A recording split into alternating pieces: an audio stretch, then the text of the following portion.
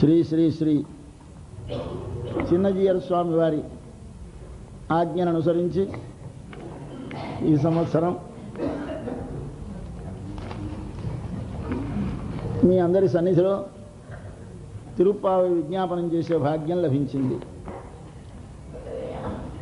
5 రోజులు గడిచింది, 6వ రోజు ప్రారంభమవుతోంది. కానీ నిన్నను 5వ రోజు కథ పూర్తిగా మీ ముందు విజ్ఞాపనం చేయలేకపోయినాను. చివరికి కొద్దిగా ఆపేశాను. ఆ 2 మాటలు మనవి చేసి ఈనాటి వ్రత గాథా వివరణం చేసి నిన్నటితో ఉపోద్ఘాతం పూర్తయింది. ఆ ఉపోద్ఘాతంలో ఆండారు ఈ వ్రతం చేసే ముందు ఏమైనా విఘ్నాలు రాకుండా ఏమి చేయాలి అంటే, మనం ఏమి చేయగలము? స్త్రీలము, అజ్ఞలము, మనము చేయగలిగినది ఒక్కటే, నామాన్ని సంకీర్తనం చేద్దాం. చేస్తే ఏది చేసినా, ఏ కార్యంలోనైనా ఏదైనా లోపం ఉంటే దాన్ని తీర్చేది నామస్మరణమే. కాబట్టి న్యూనం సంపూర్ణతాం యాతి సద్యో వందే తమచ్యుతం అంటారు. న్యూనం సంపూర్ణతాం యాతి, ఏదైనా లోటు ఉంటే అది పూర్తి అవుతుంది ఆయన స్మరిస్తే. అన్నిటికంటే కృష్ణానుస్మరణం పరం, కృష్ణుని స్మరించడం చాలా ఉత్తమమైనటువంటిది. కనుక ఒకసారి ఆయన పేర్లు చెప్పుకుందామని నిన్నను మనకు ఆవిడ ప్రారంభించి, మొట్టమొదట సృష్టికి ముందు సమస్తమైనటువంటి ప్రకృతిని తన అధీనములో ఉంచుకొని తన సంకల్పం చేత ప్రకృతిని మార్చి, ప్రకృతిలో జీవులను చేర్చి, జీవులలో తాను చేరి నామరూపములు కల్పించి, దేవతలుగా, మనుష్యులుగా, తిర్యక్కులుగా, స్థావరములుగా సమస్త జగత్తుని సృష్టించినటువంటి స్వామి పేరు మాయావి అని పేరు. కనుక ఒకసారి మాయావి అందాం. అంటే ఎక్కడికి వెళ్ళిపోతుంది? సృష్టికి ముందు ఉన్నటువంటి ప్రకృతిని, జీవులను తన అధీనములో ఉంచుకున్నటువంటి స్వామిని కీర్తించాం అని ముందు మాయావి అనమన్నది. ఈ మాయావి అన్నది ఆయనని స్మరించినట్టే, మన కృష్ణుణ్ణి స్మరించినట్టే. కృష్ణుడు కూడా మాయావే. కనుక ఇద్దరిని స్మరించడం అయిపోయిన తర్వాత రెండవది ఆయన ఆ మాయావి ఇక్కడికి దిగి వచ్చాడు. ఎక్కడికి? మన మధురకి దిగి వచ్చాడు. ఉత్తర మధురలో చెరసాలలో దేవకీ వసుదేవులకు బిడ్డడుగా శంఖచక్ర గదా ఆయుధములతో తాను పసిపిల్లడిగా జన్మించాడు. ఆ సన్నివేశాన్ని ఒకసారి స్మరింపజేస్తూ మన్ను వడమధుర మైందనై అందాం అని 2వ నామం చెప్పింది. ఆ వడమధురలో అంటే ఉత్తర మధురలో జన్మించినటువంటి ఆ కృష్ణ వృత్తాంతం మన జీవితాన్ని ఒక్కసారి జ్ఞాపకం చేస్తుంది అని దాని లోపలి రహస్యాన్ని మనవి చేశాను. దానిలో ఏమున్నది? మనమందరము పరమాత్మని ఎక్కడ ఉపాసిస్తున్నా చిట్ట చివరికి హృదయ దేశములో వారిని ఉన్నాడని భావిస్తాం. ఈ హృదయములో ఉన్నాడని భావించడానికి ఏమిటి ఆలంబనం? దేనితో భావిస్తాం? ఒక మంత్రంతో భావిస్తాం. ఆ మంత్రం అనేది ఏమిటది? ఒక ఋషులు తమ సమాధిలో ఆ దర్శనము చేసినప్పుడు ఆ దర్శనములో తమ లోపల కొన్ని వర్ణములు అభివ్యక్తమైతే ఆ వర్ణములను తాము వర్ణముల చేత స్పష్టముగా దర్శనమైన భగవానుని దర్శించి, ఏ అక్షరముల యొక్క కూడిక చేత తమకు ఆ దైవ దర్శనమైనదో ఆ దానిని బీజాక్షరముల సంపుటితో మంత్రముగా ఏర్పరుస్తారు. బీజాక్షరం అంటే, బీజం అంటే విత్తనం. విత్తనం వేస్తే మళ్ళా మొలకెత్తినట్టే ఆ అక్షరాలని కానీ మనం ఒక్కసారి ఉచ్చరిస్తే మనసుతోటి స్పష్టముగా మనకు ఆ దైవం సాక్షాత్కరిస్తుంది. అట్లాంటి బీజాక్షరములతో కూడినటువంటి ఒక మంత్రాన్ని దర్శించినటువంటి మొట్టమొదటి ఋషి ఎవరండి అంటే, కృష్ణ భగవానుని దర్శించిన ఋషి వసుదేవుడు. కాబట్టి వసుదేవుడు దేవకీదేవి ఇద్దరికీ పుట్టేడు బిడ్డ. ఎలా కనిపించాడు వారికి? చతుర్భుజములతో శంఖచక్రములతో దర్శనమిచ్చాడు. సాక్షాత్ పరమాత్మగా దర్శనమిచ్చాడు. కానీ బిడ్డడై పరమాత్మ దర్శించాడు. అంటే ఒక రూపంలో రెండింటిని కలిపాడు.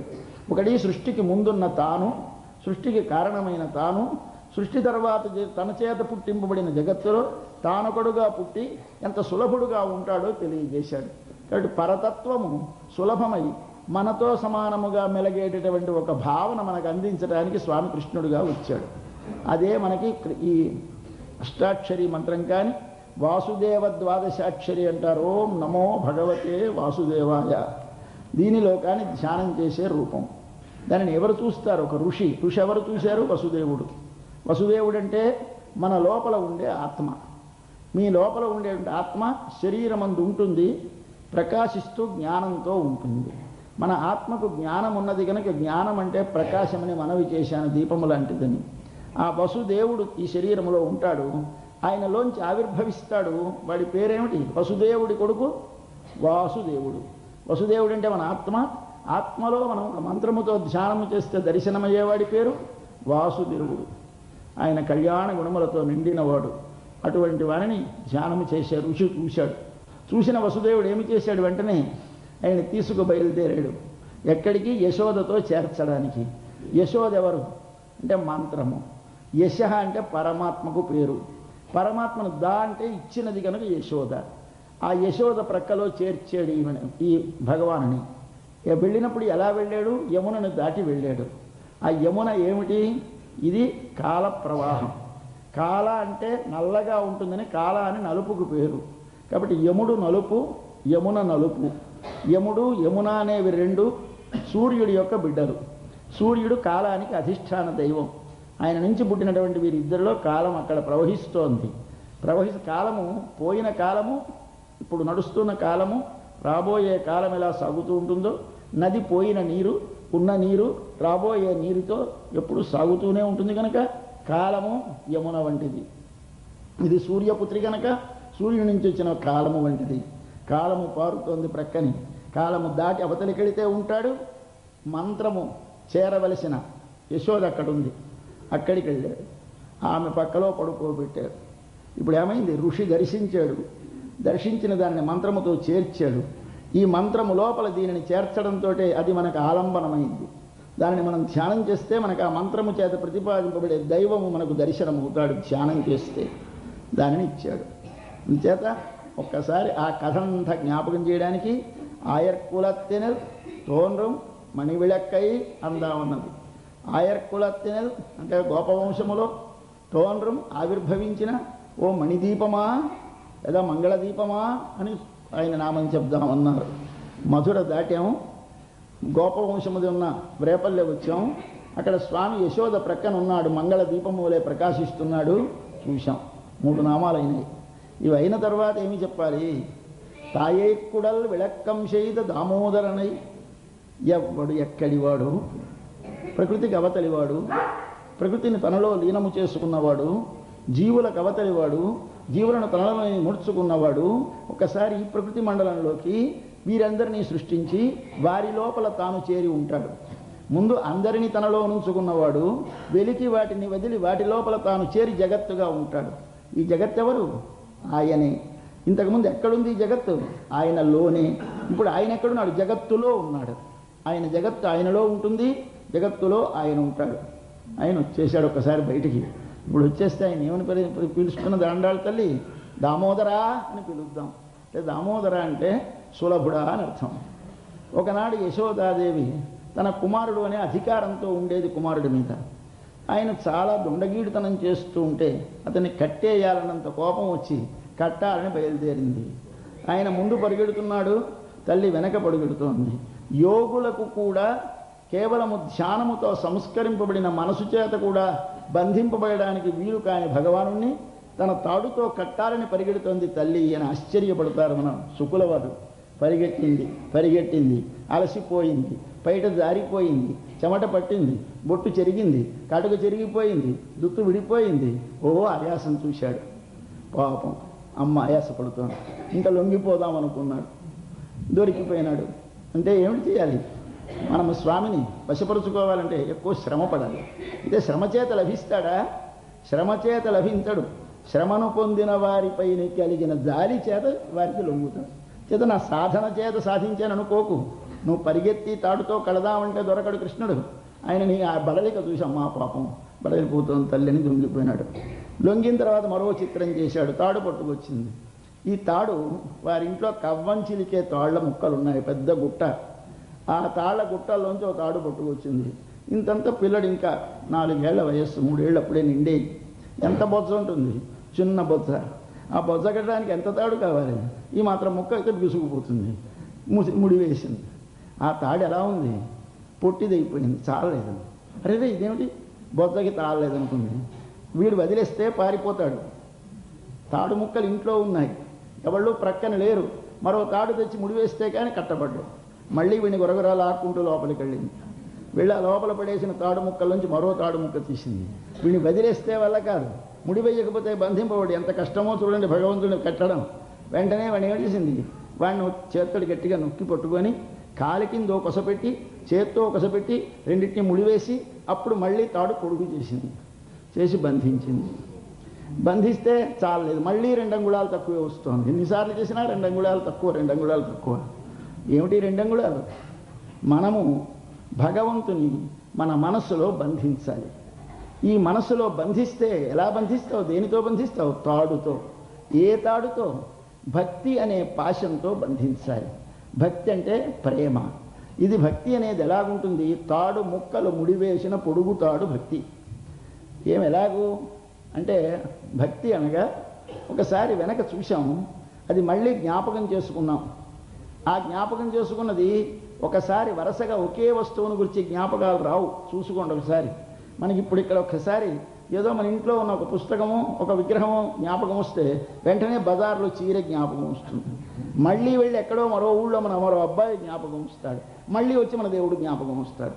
అయితే ఒకే వస్తువును గురించి జ్ఞాపకములు ఎడతెగకుండా సాగాలి. అంటే తాడుకుతాడు తాడుకుతాడు తాడుకుతాడు ముడిపడాలి. ఈ తాడేది అంటే కేవలముగా మన లోపల ఉన్న ప్రేమ అనేటటువంటి త్రాడు.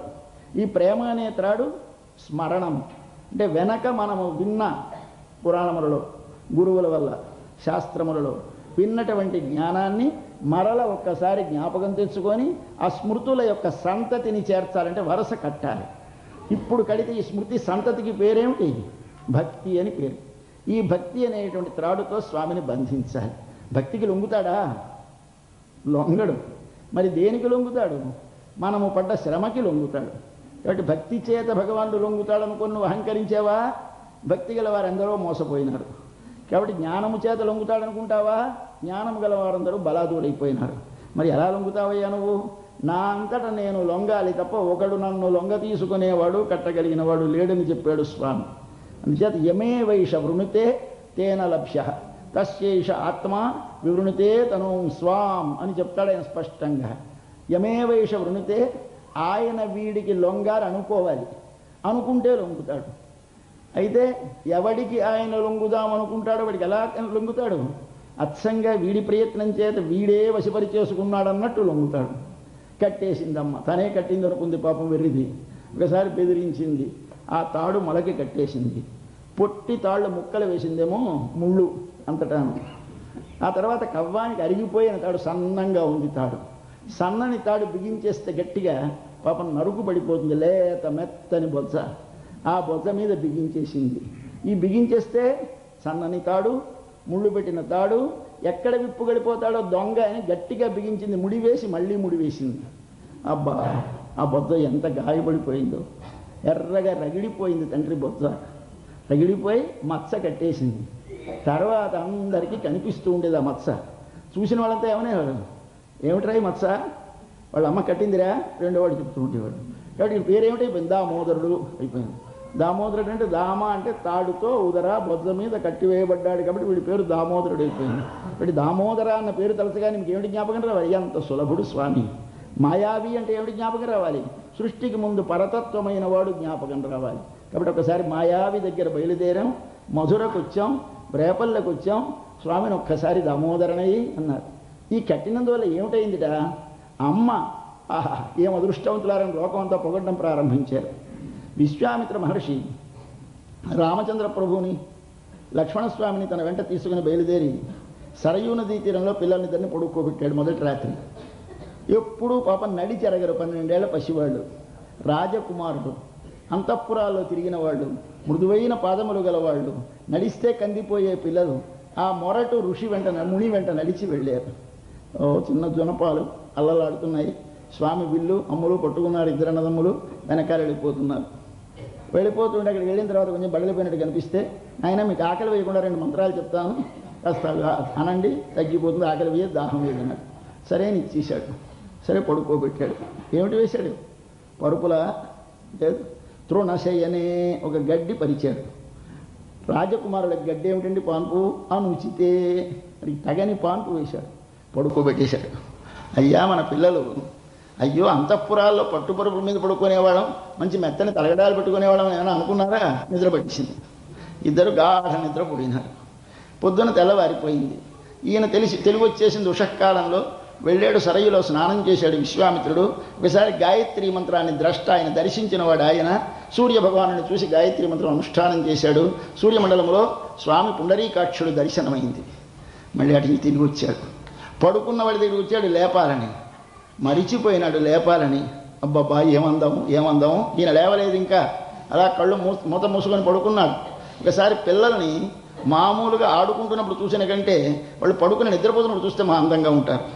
వాళ్ళు బాగా అందంగా తల్లులకి తెలుస్తుంది అనుభవం. ఆ పడుకున్న పిల్లల్ని చూస్తే ముద్దొచ్చి ఇలా బుగ్గ మాట ముట్టు పెట్టుకుని వెళ్ళిపోతూ ఉంటారు. ఏమిటి ఎందుకప్పుడు ముద్దు ఏమి ఉండదు, కానీ పడుకున్నప్పుడు అందం చాలా గొప్పది.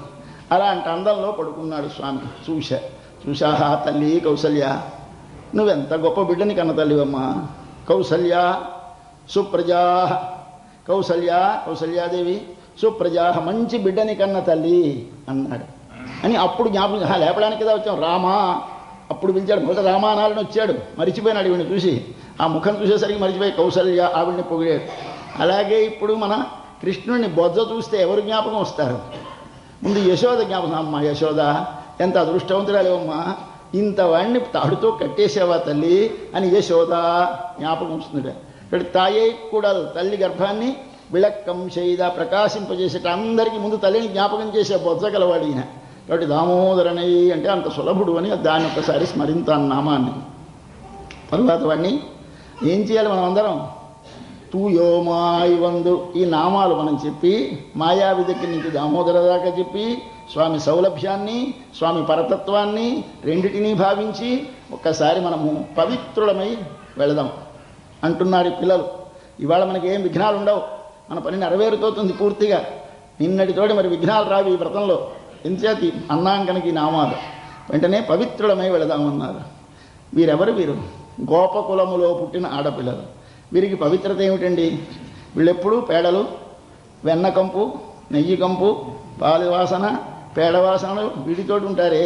వీళ్ళకి ఏమిటి పవిత్రత అంటే? ఏ పవిత్రత కావాలో ఆ పవిత్రత కలవారు వీరు. ఏది పవిత్రత? శరీరమునందు శౌచము కాదు. మరి ఏ శౌచము కావాలి? మనశ్శౌచము కావాలి. మనస్సులో శౌచమేమిటి? భావములో శుద్ధి ఉండాలి.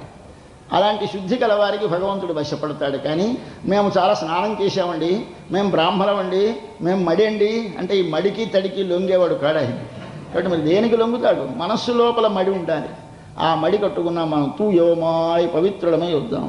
ఏ పవిత్రత అది అంటే మనకి దృష్టాంతం చెప్పారు. ఎలాంటి పవిత్రత అంటే, ఆనాడు విభీషణుడు లంక నుండి రావణాసురుడి సభలోంచి ఎగిరి వచ్చి యువతలొడ్డు సముద్రాన్ని నేల మీద పడుకున్న రామచంద్రుడిని చూస్తూ ఆకాశం మీద నిలబడ్డప్పుడు ఏ పవిత్రత గలవాడో ఆ పవిత్రత. విభీషణుడికి శరణివ్వడానికి ఏమిటి చూసి ఇచ్చాడు? రాక్షసుడు కదా, భార్యను అపహరించుకుపోయిన వాడు తమ్ముడు కదా. ఏమి చూశాడు అంటే మమచాప్యంతరాత్మాయం శుద్ధం వేత్తి విభీషణం అంటాడు సుగ్రీవుడు. అబ్బా ఈయన చాలా పరిశుద్ధుడా కనిపిస్తున్నాడండి, కాబట్టి స్వీకరిస్తామన్నాడు. ఏమిటి పరిశుద్ధి? ఏమో సముద్రంలో స్నానం చేసి వచ్చాడా? ఈ స్నానం కాదు శుద్ధి. లోపల వదలవలసిన దానిని వదిలి పొందవలసిన దానిని పొందాలని దృఢముగా ఆయన అంగీకరించినా సరే అంగీకరించకపోయినా సరే ఇక్కడ పడి ఉండడమే నా కర్తవ్యం వచ్చాడు విభీషణుడు. ఇది కావాలి. కాబట్టి ఇతరమైన వాటిని వదలాలి. వాడే తప్ప మరొకటి నాకు పొందదగినది లేదని దృఢమైన నమ్మకం ఉండాలి మనసులో. అది ఉన్ననాడు మనం పవిత్రుడమవుతాం. కాబట్టి తూ యోమాయి వీళ్ళ పిల్లలు లాంటి వాళ్ళు కనుక పవిత్రుడమై వెళదాం. వీళ్ళు ఏమిటి చేద్దాం? వందు అంటే వచ్చి అంటే చాలండి. స్వామి భయపడిపోతాడు. స్వామి మేము నీ ఆలయానికి వస్తాం, నీ దర్శనం చేస్తాం అంటే మన కోరికలు తీర్చి వస్తున్నాడు. అయ్యా నీ దర్శనానికి వస్తామంటే కోరికలు తీర్చాడు ఏమిటండి ఈయన? ఏమిటి లంచాలా? ఏమిటి అల్లరి అంటే? అంతే చాలా. ఆయనకు వస్తామంటే చాలట ఆయన పొంగిపోతాడు. అయ్యో అక్కడి నుంచి ఇక్కడికి రావాలా? ఒకసారి నన్ను అక్కడి నుంచి కేకేస్తే గజేంద్రుడి దగ్గరికి నేను వెళ్ళలేదు, అలాగే మీ దగ్గరికే నేను ఎత్తునే తిరుపతి రావాలా మీరు ఎందుకండి? అక్కడే ఉండి ఒకసారి వెంకటాచలపతి అనండి మనసులో, నేనే మీకు కనిపిస్తాను అంటాడు. ఆనాడు గజేంద్రుడి కోసమని ఎక్కడి నుంచో అలా వైకుంఠపురంబు లోనగరిలో నుండి పరిగెత్తుకొచ్చాడే. అలాగే విభీషణుడి కోసం వెళ్ళడా? విభీషణుడు ఎందుకు వచ్చాడు? అలాగే మనం కూడా ఒకసారి వందు వెళదాం. వెళ్ళేమిటి చేద్దాం? అప్పుడు ఒకసారి స్వామిని పుష్పాలు తీసుకొని కొన్ని పూలు కొట్టుకోబెట్టి ఒకసారి స్వామి మీద తూవి ఒకసారి జల్లుదాం పువ్వులు స్వామి మీద. జల్లేసరికి అరే నాకు మీరు ఆరాధన, మీ వాడిని నేనేం పైవాడినా? మన వాళ్ళు ఎవరైనా మన అబ్బాయి మన పిల్లలు వాళ్ళు ఇంటికి వస్తే వాళ్ళకి పూలదండ వేసి హారతిస్తే గాబరా పడిపోరు వాళ్ళు. అలాగే కృష్ణుడు బెంగపెట్టి ఉంటాట. మనం ఏదైనా ఉపచారం చేస్తే మీ వాడిని నాకు మీరు సన్మానం ఏమిటి, నాకు ఈ గడబడి ఏమిటి అని భయపడతాడు కనుక ఒకసారి తూడు నమస్కరిద్దాం, అలా 2 చేతులు జోడింతాం. ఇవన్నీ భగవంతుడు అరే వీడేమిటి నన్ను పొందడానికి ఉపాయాలు చేస్తున్నాడు ఏమిటి, నన్ను పొందడానికి వీడికి ఉపాయమా, నేను వాడిలో నేను వదలకుండా ఉన్నానే, నన్ను పొందడానికి ఒకటి సాధనమా పాపం తెలివి తక్కువవాడు అనుకుంటాట. అంటే ఏమిటి, మనం ఏమి ఇతరమైన ఉపాయములు చేయకూడదు. మరి ఏమిటి చేయాలి? ఇప్పుడు స్వామే ఉపాయమని నమ్మి ఉండాలి. అట్లాంటి పరిశుద్ధితో వెళితే మనము తూయోమాయ వందునాం తూ మలర్ తూవి మంచి పుష్పాలు జల్లాలి పరమాత్మ. తూ అంటే పవిత్రమైన పువ్వులు. పవిత్రమైన పువ్వులకి అంటే పువ్వులకు పవిత్రత. మన వాళ్ళు దేవుని దగ్గర పూలు పెట్టగానే ఏమిటి చేస్తాం మనం? 2 నీళ్లు జల్లుతాం. జల్లితే పవిత్రమైపోతాయి, పరమాత్మకి సమర్పించవచ్చు. ఈ జల్లవలసినవి నీళ్లు కాదు, మరేమిటి 8 రకములైన పువ్వులు సమర్పించాలి అని మనకి పెద్దలు చెబుతారు. ఆ 8 రకములైన పువ్వులను సమర్పించాలి. అహింస ప్రథమం పుష్పం. పుష్పం ఇంద్రియ నిగ్రహ. అహింస మొదటి పుష్పం, ఇంద్రియ నిగ్రహం 2వ పుష్పం, సత్యం పుష్పం, దానం పుష్పం, దయా పుష్పం, జ్ఞానం పుష్పం. ఈ విధముగా 8 రకముల పుష్పములు సమర్పించాలి. అవి పవిత్రమైన పుష్పములు. అంటే ఈ సమర్పించే పువ్వులు ఎందుకే సమర్పిస్తావు పాపం, కష్టపడి చెరువుల్లో దిగితే మొసళ్ళు ఉంటాయి, మునిగిపోతావు. ఎందుకు కొండలెక్కుతావు, కొండలెక్కితే పడిపోతావు, చెట్లెక్కితే జారిపోతావు, శ్రమపడకు. నీ మనస్సే ఉంది కదా. చేతస్సరసిజం ఉమానాథ అంటారు శంకర భగవత్పాదుల వారు శివానంద లహరిలో. అయ్యా ఈ మనస్సనే తామర పువ్వు నా దగ్గరే ఉందయ్యా, నీకు సమర్పిస్తాను, నువ్వు సంతోషించంటారు. ఏమిటి సమర్పించాలి భగవంతుడికి? ఈ మనస్సనే తామర పువ్వును సమర్పించాలి, కానీ ఏదో ఆ పువ్వు ఈ పువ్వు కాదు. అది దాన్ని తూమలరంటారు. అది పరిశుద్ధమైన మనస్సు. పరిశుద్ధమైన మనస్సు అనే పుష్పం. దాన్ని తూవి తొడుదు. తర్వాత ఏం చేయాలి? మన తినాల్సిందిక్క. ఒక్కసారి ముందు కాయికముగా చెయ్యండి, 100 నడిచిరండి. 2వది ఏమిటి చేయాలి? నోటితో స్మరించండి. ఒకసారి నమస్కరించిన తర్వాత చేతులు 2 జోడించండి. ఇవన్నీ అయిపోయిన తర్వాత అప్పుడు ముందు ఇవన్నీ మెకానికల్గా జరిగిపోతాయండి, దీనికి మనస్సు అక్కర్లేదు. ఇప్పుడు మన తినాల్సిందిక్క. ఒకసారి మనస్సులో స్వామిని అలా స్మరించండి. చింతిస్తే ఏమిటైపోతాయి? మనకి ఎన్నో పాపాలు ప్రతిబంధకం ఉన్నాయి, మనం కృష్ణుని పొందగలమా అని భయం అక్కర్లేదు. పోయపిషయం ఇంతకుముందు ఎన్నో కొన్ని జన్మల నుంచి ఆర్జించినటువంటి కూడబెట్టిన సంచిత పాపములు ఉన్నాయే, అవన్నీ అగ్నిహోత్రము పడేస్తే దూది భస్మమైనట్టు తీయని తూషాహం, అగ్నిహోత్రంలో దూది అయిపోతుంది. పోయపిషయం పుహుదరువా నిన్ననవం, రాబోయే పాపాలు కూడా కాలిపోతాయి, అవి అంటకుండా పోతాయి. అందుచేత మనమందరము భగవన్నామాన్ని స్మరించి స్వామి సన్నిధికి వెళదాం. మనకి ఏ విధమైన ప్రతిబంధకము రాదు. ఇక ముందు మన వ్రతం నిర్విఘ్నంగా జరుగుతుందని నన్ను ధైర్యం చెప్పి బయలుదేరించింది మన ఆండాళ్ళు గోపిక. తమ గోపికా సంఘాన్నంతని శ్రీకృష్ణ భగవానుని సన్నిధికి. ఎక్కడ? రేపల్లెలో. మరెక్కడ? శ్రీవిల్లిపుత్తూరులో. మరెక్కడ? ఇక్కడ. ఇటు 3 చోట్ల కథ కలిసి వస్తాం. 1 రేపల్లెలో, 2 శ్రీవిల్లిపుత్తూరులో, 3 ఇక్కడ. ఇటు 3 కథలు కలిసి సాగుతాయి ఇందులో. అక్కడ ఉన్నవాడు ఎవడాయన? కృష్ణుడు. ఆయన్ని విభవావతారం అంటారు. విభవం అవతారంలో. 2వది శ్రీవిల్లిపుత్తూరులో ఆలయములో. 3వది అంతర్యామిలో తన హృదయములో. 3 చోట్ల మనం భగవంతుడిని సేవించవచ్చును. ఆ 3 చోట్లే నీకు సులభుడు. మిగిలిన చోట్ల పాలసముద్రం పరమపదం ప్రయత్నం చేయకు. పాలసముద్రానికి వెళ్ళలేం, పరమపదానికి వెళ్ళలేం. ఎవరిని మనం ధ్యానించాలి? ఇదిగో వీరిని. అయితే వారిని ధ్యానించేటప్పుడు ఏం చేయాలి అంటే ముందుగా పెద్దలను ముందు పెట్టుకుని వెళ్ళాలి. బట్ దేనికైనా ముందు సత్పురుషుల యొక్క సహవాసం ఉండాలి. దేనికి ఏమి కావాలంటే సత్సాంగత్యం మొట్టమొదట ఉండాలి. సత్సంగత్వం ఉంటేనే కానీ నీకు ఇతరమైన విషయముల నుండి మనసు వెలకకు మళ్ళదు. మనము కలిసినటువంటి వాళ్ళని బట్టి మన మనసు ప్రవర్తిస్తుంది. కలిసేవాళ్ళు జూదం వాళ్ళైతే జూదమందు మనస్సు వెళుతుంది, వ్యభిచారులైతే దాని యందు మనసు వెళుతుంది. కలిసేవాళ్ళు భగవద్భక్తులైతే భగవంతుని యందు మనసు చేరుతుంది. కాబట్టి ఎప్పుడు సత్పురుషులతో సహవాసం కలిగి ఉంటే దానివలన నీకు మనసు పరిశుద్ధమై నీకు మనసు లోపల ఇతర విషయముల యందు కోరిక వెళ్ళక భగవంతుని యందు మనసు నిలిచి చేరుతావు. కనుక ఆధ్యాత్మికమైన సాధనకు అంటే మోక్షము కావాలని కోరేవారు మొదట చేయవలసింది సత్సాంగత్యము. ఆ సత్సాంగత్యముని చేయాలని ఇవాళ నుంచి ప్రారంభించి 10 రోజులు 10 మందిని మేలుకొలుపుతుంది మన ఆండాళ్ళు గోపికలతో కలిసి. మేలుకొలపడం ఏమిటి? వీళ్ళందరూ పడుకున్నారట. అయితే రాత్రి అందరూ కలిసి యమునా తీరానికి వెళ్ళారు కృష్ణ భగవానుడితో. వెన్నెల రాత్రి, పున్నమి రేయి, నిండు వెన్నెల, స్వచ్ఛంగా కృష్ణుడిని చూశారు. స్వామి ఎంతో ఆనందంతో అందరినీ పలకరించాడు. తెల్లవారుజామున వెళదాం రండి, అందరం కలిసి వెళదామన్నాడు. ఇళ్ళకు వచ్చారు. నిద్ర పడుతుందండి. రాత్రి స్వామిని చూసి తెల్లవారుజామున బయలుదేరదామంటే ఎవరికి నిద్ర పట్టలేదు.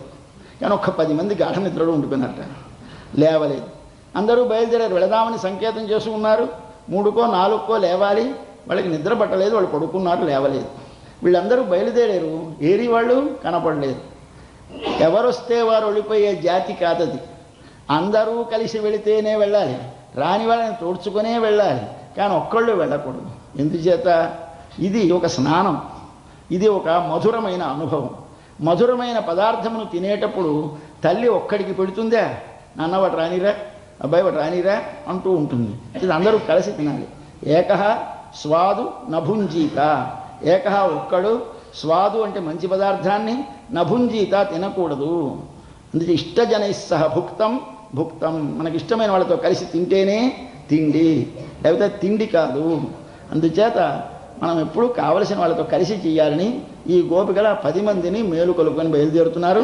ఇవాళ నుంచి 10 రోజులు మేలుకొలుపు. ఎవరిని? భగవంతుడిని కాదు. ముందు భగవంతుడిని ప్రేమించడానికి తమకు మార్గము చూపించే 10 మందిని మేలుకొలుపుతారు. ఈ 10 మంది ఏమిటి? ఇది మనవి చేశాను మీకు. ముందు రేపల్లెలో, రెండవది ఆలయంలో, మూడవది మన హృదయంలో. రేపల్లెలో కొంతమంది గోపికలు ఉన్నారు, వాళ్ళు పడుకున్నారు.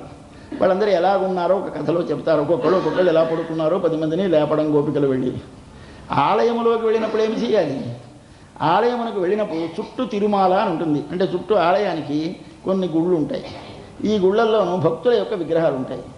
ఈ ప్రదక్షిణం చేసి ముందు ఆ భక్తులందరినీ నమస్కరిస్తూ వెళ్ళాలి. అందులో ఈ వైష్ణవ సంప్రదాయంలో ఆళ్వార్లను ఉన్నారు మహాభక్తులు. వాళ్ళు ప్రధానంగా 10 మంది. ఒక ఆయన శిష్యుడు ఆయనతో చేరిపోయినాడు, ఒక ఆయన కూతురు ఆయనతో చేరిపోయింది, మొత్తం 12 అయినారు. కానీ అసలు మంది 10 మంది. 10 మందికి 2 కలిస్తే ఆయన వచ్చాడు. విష్ణు చిత్తుల వారిని ఒక ఆళ్వారు వచ్చారు, పెరియాళ్వారు. ఆయనతో పాటు ఆయన కూతురు ఆండాళ్ళ తల్లి వచ్చేసింది. అలాగే నమ్మాళ్వారిని ఒక ఆళ్వారు వచ్చారు, వారితో వారి శిష్యుడు వచ్చేశాడు, ఆయన మధుర కవి అని. ఈ విధముగా 2 ఆళ్వార్లు కలిస్తే 12 అయినారు. కానీ 10 ఆళ్వార్లు, 12 ఆళ్వార్లు అంటాం. అట్లాంటి 10 ఆళ్వారు కోవిల్లో ఉంటారు. వీరు చుట్టూ ఉంటారు. ముందు అక్కడికి వెళ్ళండి, అక్కడ నమస్కారం చేయండి.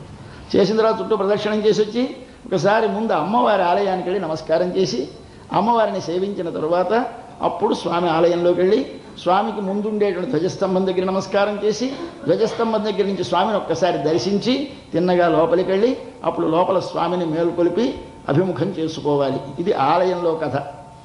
ఇంకా మనం ఈ లోపల చూడాలంటే ఏమిటి చేయాలి? 10తో చేరాలి. 10 ఏమిటి?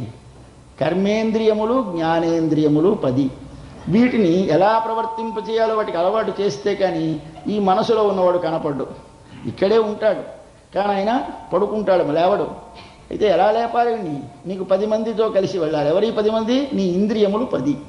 కాబట్టి మనకి 1 రేపల్లెలో పడుకున్న 10 మంది గోపికలు, 2 ఆళ్వార్లు 10 మంది, 3 నీ ఇంద్రియములు 10.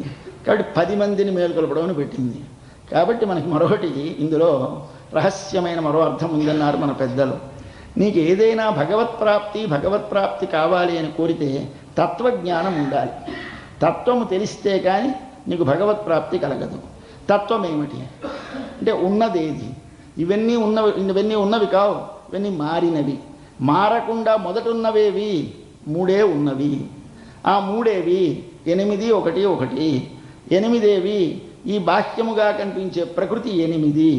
అవి భూమి, జలము, అగ్ని, వాయువు, ఆకాశము, 5 భూతములు. దాని వెనకాల భూమి, ఆపహ, అనలహ, వాయు, ఖం. భగవద్గీత చెప్తోంది. దాని వెనక మనః, బుద్ధి, అహంకారం. ఇవి 3, మొత్తం 8. ఈ ప్రకృతి పైటి శరీరం. ఈ శరీరానికి లోపల ఉన్నవాడు ఒకడు జీవుడు, వానికి లోపల ఉన్నవాడు భగవానుడు. కాబట్టి అసలు ఉన్నవన్నీ 3 అంటే ఎన్ని? 10. కాబట్టి 10 అంకెలో 8 కలిసిన 1 తత్వము. ఇప్పుడు తత్వజ్ఞానం కావాలంటే 10 అంక యొక్క రహస్యం తెలియాలి. అనగా అచేతనమైన ప్రకృతి యొక్క చేతనుడైన జీవుని యొక్క ఆ అన్నిటిలోనూ వ్యాపించి ఉండే పరమాత్మ యొక్క తత్వాన్ని తెలుసుకుంటే నువ్వు పొందుతావు కనుక 10 తెలుసుకో. అది ఇప్పుడు 10 లేపడం. అయితే లేపడం ఏమిటి? వాళ్ళు పడుకోవడం ఏమిటి, నిద్రపోవడం ఏమిటి, వాళ్ళు అందరూ మేలుకోవడం ఏమిటి? ఇంత ప్రేమే కృష్ణుడి మీద ఎలా నిద్ర పట్టింది ఆ 10 మందికి మాత్రం? అంటే ఈ కృష్ణానుభవం ఇప్పుడు మామూలుగా ఇప్పుడు వాళ్ళు అంటున్నారు చూడండి, మతం మత్తు మందు అంటూ ఉంటారు. ఆ మత్తు మందు తాగితే ఎలా ఉంటుందో అలాగే ఉంటుంది మతం అని ఎంత తప్పు పనైనా చేసేస్తారని వాళ్ళు మన మీద ఆక్షేపణగా మతం మత్తు మందు అని స్లోగన్. అలాంటిదే భగవద్ అనుభవం. ఏమిటి చేస్తుంది? నిన్ను నీ చేత మరిపింపజేస్తుంది. నిన్ను నీకు మరుపు వస్తే దాని పేరు భగవత్ ప్రాప్తి. భగవానుడు అంటే ఎవరు? మద్యం ఎలాగైతే నీ స్వరూపం నీకు మరుపు వస్తుందో అలాగే ఇంతసేపు శరీరం నేను అనుకుంటున్న నీవు శరీరము నేను కానని, దీని యొక్క వర్ణము కానీ, దీని యొక్క జాతి కానీ, దీని యొక్క విద్య కానీ, దీని యొక్క నడువడి కానీ ఏమి గుర్తుండవు. నీవెవరయ్యా? నా స్వామికి దాసుణ్ణి, నా స్వామి కింకరుణ్ణి అనే మాట నీలోంచి పలికిస్తుంది అనుభవం. ఈ భగవద్ అనుభవం అనేటువంటిది కొందరిని ఏమి చేస్తున్న అనుభవం కలిగితే మాట రాకుండా పడుకుంటారు. ఈ త్రాగిన వాళ్ళు అలాగే ఉంటారు. కొందరికి నిద్ర పట్టేస్తుంది, కొంతమందికి పేలాపన వస్తుంది, కొంతమందికి వెర్రి చేష్టలు వస్తాయి కొందరికి. అలాగే మనకి భగవద్ అనుభవం కలవారు కొంతమంది పాడతారు, కొంతమంది ఎగిరిగింతి నృత్యాలు చేస్తారు, కొంతమంది అలా తన్మయత్వంలో ఉండిపోతారు. ఈ 3 రకాల వాళ్ళు ఉంటారు. భక్తి కలిగిన వారిలో అందరిలోనూ చూస్తాం. కొంతమంది నృత్యం చేసిన వారు ఉన్నారు. నారాయణ తీర్థుల వారు పాడుకుంటూ ఆడుకుంటూ ఆయన అనుభవించాడు. మన నమ్మాళ్ళు వాళ్ళు పాడుకుంటూ ఆడుకుంటూ వారు అనుభవించారు. మన త్యాగరాజు గారు గంట లేదు కానీ పాడుకుంటూ ఆయన అనుభవించారు. ఇలాగా పాట వస్తుంది, ఆట వస్తుంది, మాట వస్తుంది. ఇట్లాంటి ఒక స్థితి. కొందరికి అలా ఒళ్ళు మరచి మై మరచి ఉండిపోతారు. అట్లాంటిది కనుక 10 మందికి మత్తెక్కించేసింది ఆ కృష్ణానుభవం. రాత్రి కలిగి పడుకున్నారు. కానీ వాళ్ళని వదిలి వెళ్ళకూడదే. ఎందుచేత? అంతటి భగవదనుభవము కలవారు మనతో కలిసి ఉండకపోతే మనకు భగవత్ ప్రాప్తి కలగదు. ఎప్పుడు ఎవరైనా మేము భగవంతుడిని పొందాలి అనుకుంటే వారు అవివేకము. భగవంతుడిని పొందడాన్ని కోరకండి. స్వామి నీ భక్తులతో కలిసి నిన్ను సేవించే భాగ్యాన్ని ప్రసాదించు అని ప్రార్థించండి. ఇది మనకి ఆళ్వార్లు కోరారు. ఏమి కావాలి ఆళ్వార్ అని అడిగారు పెరుమాళ్ళు. అడిగితే నాకేం కావాలి స్వామి? నీ వాళ్లతోటి కలిసి నీతో నేను సేవించేలా భాగ్యాన్ని కలిగించమని ప్రార్థిస్తారు. కాబట్టి అడియార్హళ్ కుషాంగళుడు నీ భక్తులతో కలిసి, నీ దాసులతో కలిసి నేను కూడా నీ దగ్గర ఉండేలా అనుగ్రహించు. అంటే మనకు కావలసినది సమాజంతో కలిసి ఉండాలి. సమాజాన్ని వదిలేసి నేను ఒక్కడనే భగవద్ అనుభవం పొందాలి అనుకుంటే వాడు స్వయం పాకం చేసుకునే స్వార్థపరుడు. అందుచేత ఎప్పుడూ మనం అనుభవించేటప్పుడు ఎలాగ అందరం కలిసి అనుభవించాలి. కాబట్టి మనం తిరుప్పావు అంటే ఏమిటి చేస్తాం? అందరం కలిసి చదువుతాం. ఎందుకని చదవడం? ఎవరింటి వాడు చదువుకోకూడదు, పనికిరాదు. కలిసి చదవాలి, కలిసి వినాలి, కలిసే మనం దీన్ని అనుభవిస్తాం. కనుక ఈ వ్రతానికి కావలసినది చిట్ట చివర 27వ పాశురంలో అమ్మ చెప్తుంది, కూడి ఇరుందు కుళిందు. కూడారైన పాశురం ఉంది, 27వ నాడు వస్తుంది. వాళ్ళ పదార్థం చాలా మధురంగా ఉంటుంది కనుక దానికి పేరు కూడారని పేరు పెట్టారు. ఆ కూడారి నాడు ఏమిటి చేస్తాం? అందరం కలిసి కూర్చొని ఆ పాయసం పుచ్చుకుంటాం. ఆ కూడి ఇరుందు ఇది కూడా మనం అంతే. భగవంతుని యొక్క గుణములను అనుభవించేటప్పుడు అందరం కలిసి అనుభవించాలి. అట్లా అనుభవించడం కాక స్నానం చేసేటప్పుడు కార్తీక మాసం ఉన్నప్పుడు పల్లెటూళ్ళలో నదులకు వెళతారు స్నానానికి. ఎలా వెళతారు పల్లెటూళ్ళలో నదులకి? వాళ్ళు ఒక్కొక్కళ్ళు వెళ్ళి స్నానం చేసి వెళ్ళిపోరు రహస్యంగా. వట్టెప్పుడైతే ఒక్కళ్ళు వెళతారు. కానీ ఆ కార్తీక మాసంలో తెల్లవారుజామున అందరూ కలిసి పసుపు కుంకుమ అక్షతులు ఏవో ఇవన్నీ పట్టుకొని వాళ్ళందరూ కలిసి నదికి వెళతారు. అందరూ కలిసి ఎందుకండి నదికి వెళ్ళడం? ఒక్కొక్కడు వెళ్ళి స్నానం చేయకూడదా? నదా ఉందాయే, స్నానం చేయడమా వీళ్ళాయే, పక్క వాళ్ళు ఎందుకు అంటే అక్కడికి వెళ్ళి దిగిన తర్వాత కాలు జారిపోతుందో, కన్నే తిరుగుతుందో, కాబట్టి ఏం ప్రమాదమో, అందరం కలిసి ఉంటే ఒకళ్ళకొకళ్ళం తోడుగా ఉంటామని వెళతారు. ఇక్కడో భగవంతుని యొక్క అనుభవం అనేది ఒక పెద్ద నదీ ప్రవాహం లాంటిది. ఇది భగవద్ అనుభవం అంటే ఇది గుణములు పారుతూ ఉంటాయి. ఒకసారి చూస్తాం జ్ఞానము, ఇబ్బే పక్కనే వాత్సల్యం, స్వామిత్వం సౌలభ్యం, పారత్వం సౌలభ్యం. ఒకసారి నీకు ఎన్ని కనిపిస్తాయి? ఒక గుణం వస్తుంది, కెరటం ఇలా కొడుతుంది, మరో కెరటం కొడుతుంది ఈ పక్క నుంచి. ఒకసారి నుంచి జ్ఞాన, శక్తి, బల, ఐశ్వర్య, వీర్య, తేజ, సౌశీల్య, మార్దవ, ఆర్జవ, కారుణ్య, గాంభీర్య, ఓ ఎన్ని గుణాలు కెరటములుగా పొర్లి మీద పుడుతూ ఉంటాయి. వాటిలో స్నానం చేయాలి వెళ్ళి. ఇది అనుభవం అంటే. ఒక గుణాన్ని అనుభవిస్తే వడలు మరచిపోయి ఒళ్ళు పులకరించి అలాంటి నీళ్లు వచ్చేసి, స్వామి నిన్ను రూటికి కట్టేసిందా మీ అమ్మ అని వలవల ఏడ్చి 6 మాసాలు తెలివి రాకుండా మూర్ఛపడిపోయినారు మన ఆళ్వారిలో ఒక ఆళ్వారు. ఏమిటి అనుభవం అంత పని చేస్తుంది. అటువంటి దానికి వెళ్ళినప్పుడు ఎలాగండి, ఒకప్పుడు కన్ను తిరుగుతుందిట, ఒక మాట కాలు బురదలో కూరుకుపోతుందిట, ఒక మాట పడిపోయి మునిగిపోతామట. అలా ఉండకుండా ఉండడానికి తోడుకి ఎప్పుడు స్నానానికి వెళ్ళినప్పుడు ఎలాగైతే పక్కన ఒక మనిషి ఉండాలో అలాగే దీనికి కూడా ఇంతకుముందు భగవద్ అనుభవంలో ఆరితేరినటువంటి వారితో కలిసి వెళ్ళాలి. సత్సంగం జీవితానికి మొట్టమొదటి దేంతో ప్రారంభించాలి? నీకు భగవత్ప్రాప్తి కావాలంటే సత్సంగంతో ప్రారంభించాలి. దాన్ని చెబుతున్నారు. ఈ 10 ఇంద్రియాలను వశపరుచుకుంటే కానీ ఈ లోపల ఇది రాదు. ఏవి 10 ఇంద్రియాలు మనకి? కర్మేంద్రియాలు, జ్ఞానేంద్రియాలు. దీనిని మన కులశేఖరుల వారు ఏమిటేమిటి చేయాలో ఇంద్రియాలతో చెప్పాడు. జిఫే కీర్తయ కేశవం, నాలిక తిండికి కాదే నువ్వు ఉన్నది, కేశవం కీర్తయ కేశవుణ్ణి కీర్తించు. జిఫ్వే కీర్తయ కేశవం, మురరిపుం చేతో భజ, మనస్స నువ్వు అడ్డమైనవి ఆలోచించడానికి కాదు ఉన్నది, ఒకసారి మురరిపుం భజ, ఆ మురారి ఆ కృష్ణ భగవాను ఒకసారి స్మరించు. శ్రీధరం పాణిద్వంద్వ సమర్చయ, చేతులు పంచేయడం అంటే ఇవ్వడం పుచ్చుకోవడం వస్తావని డబ్బు లెక్కలకి ఉండలేవు నువ్వు, మరెందుకున్నావు? శ్రీధరం పాణిద్వంద్వ సమర్చయ, ఆయనకి ఆరాధన చెయ్యి, స్వామికి అర్ఘ్యమి పాద్యమి పాదప్రక్షాళనం చేయి, వస్త్రధారణం చేయించు, చందనం రాయి, స్వామి మీద పుష్పాలు సమర్పించు, అగరొత్తులు వెలిగించు. స్వామికి ఆరాధన చేయడానికి ఈ చేతులు పాణిద్వంద్వ సమర్చయ. చెవే నువ్వెందుకున్నావు తెలిసిన? అచ్యుత కథా శ్రోత్రద్వయ త్వం శృణు. ఓ చెవులారా, మీరు చేయవలసిన పని ఆ భగవాన్ని కథలను వినడానికి మీరున్నారు, వినండి. దీని కానీ వినరాని మాటలు విని అనరాని మాటలు అనడానికి నోరు లేదు, చెవి లేదు, ఒకటి వినండి అని మనకి ఇంద్రియములను ఎలా ఉపయోగించుకోవాలో చెప్పారు మన కులశేఖరుడు వారు ముకుందమాల అనే ఒక స్తోత్రంలో. అట్లాగా మన ఇంద్రియములను మనం కంట్రోల్ చేసుకోవాలి. పద అంటుంది కాలు సినిమా హాల్కి, కాదే తెల్లవారుజామున ఆలయానికి వెళ్ళాలని చెప్పాలి దానికి. అలాగే మాట్లాడు ఏదో పలికేమంటుంది నోరు, కాదు పలకకూడదే నామం పలకాలని చెప్పాలి. అలాగే కంటికి దేనిని పడితే దాన్ని చూడాలనిపిస్తుంది, చూడొద్దని చెప్పాలి. ఇలాగా మన ఇంద్రియాలన్నిటినీ మన మాట వినేలా తిప్పుకొని మనతో వాటిని కలుపుకొని భగవాన్ని చేరడానికి ప్రయత్నిస్తే ఈ మన హృదయంలో ఉన్నటువంటి స్వామి దర్శనమిస్తాడు. కాబట్టి 10 వశపరుచుకొని భగవానుడి దగ్గరికి వెళ్ళాలి కనుక 10 మందిని లేపాలి. దేనిని? కంటిని లేపాలి, చెవిని లేపాలి, ముక్కును లేపాలి, నాలుగు లేపడం ఏమిటండి? ఇవన్నీ లేస్తాయా అంటే భగవంతుని వైపు అభిముఖం ఉంటే లేచినట్టు, భగవంతునికి వెనుతిరిగి ఉంటే నిద్రపోయినట్టు, ఇది లెక్క. కాబట్టి మన మనస్సు భగవంతుని వైపు అభిముఖమైతే మనసు మేలుకొన్నది, మన నాలిక భగవంతుని వైపు అభిముఖమైతే మేలుకొన్నది, చూపు భగవంతుని వైపు అభిముఖమైతే మేలుకొన్నది. వీటన్నిటికీ మేలుకొల్పండి, వీటిని మేలుకొల్పి వాటితో కలవండి. ఇప్పుడు లోపలికి బయలుదేరండి, కనిపిస్తాడు స్వామి, అక్కడ వెంటనే ఉంటాడు. ఆయన్ని లేపాలి, అది వస్తుంది కథ ముందుకి. ఇప్పుడు ముందు వీళ్ళని లేపుదాం. ఇప్పుడు లేపేవారు ఎవరెవరు? ముందు రేపల్లెలో పడుకున్న గోపికలు, ఆలయములో ఆళ్వార్లు, మనలో హృదయములో ఉన్న స్వామిని దర్శించాలంటే ఇంద్రియములు 10. కాబట్టి 10 అంక పెట్టారు ఈయన. 10 అంటే తత్వములుగా వచ్చినటువంటి 3 తత్వములు 10 విభాగములతో ఉంటాయి. కాబట్టి 10 నీతో చేర్చుకొని తత్వజ్ఞానం కలిగి భగవద్ అనుభవాన్ని పొందాలి అని మనకు తెలియజేయడానికి ఒక శాస్త్రీయమైనటువంటి విషయాన్ని, ఆడవాళ్ళం కదా మనకేం బోధపడుతుంది నా తల్లి, మామూలు నోము కథ చెప్పేస్తోంది ఇందులో. అందుచేత బయలుదేరదాం పదండి అని ఇవాళ బయలుదేరుతున్నారు. బయలుదేరి మొదట ఆవిడ ఇంటికి వెళ్ళారు. ఇవాళ మొదటి పాశురం. మొదట ఆవిడ గుమ్మంలో నిలిచి పిల్లలందరూ పిలుస్తున్నారు, అమ్మాయిని లేమ్మా, లోపల పడుకుంది పిల్ల.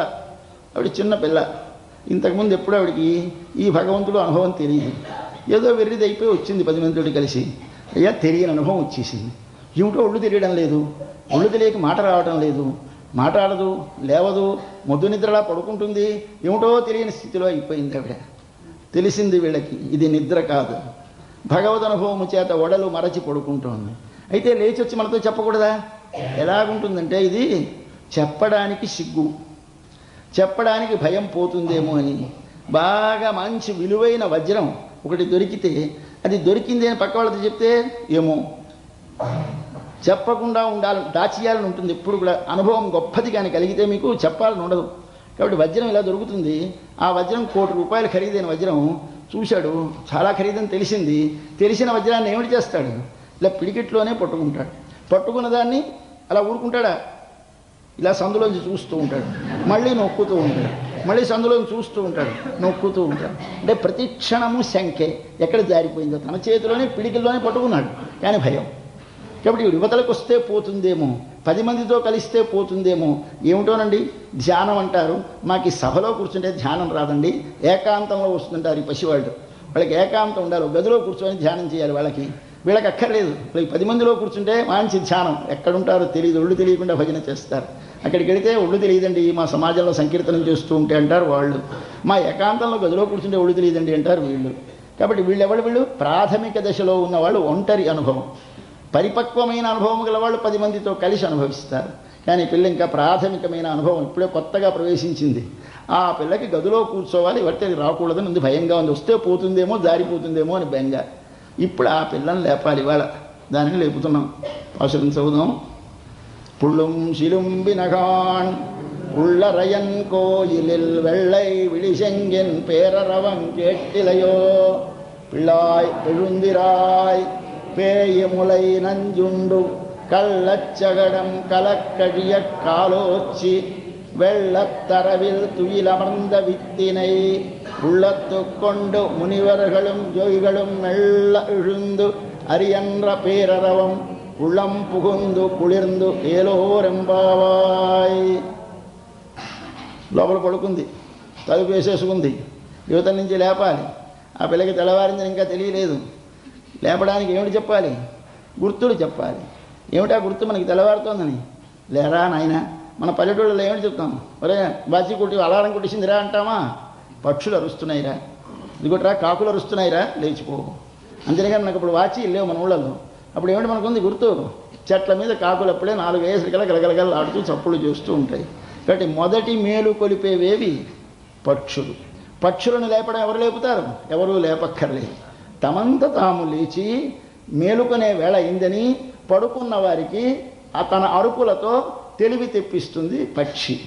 కాబట్టి ముందు గుర్తు ఏమని పుళ్ళుం శిలుంబినహాన్. పుళ్ళుం పక్షులు కూడా, శిలుంబిన అరుచుతున్నవి.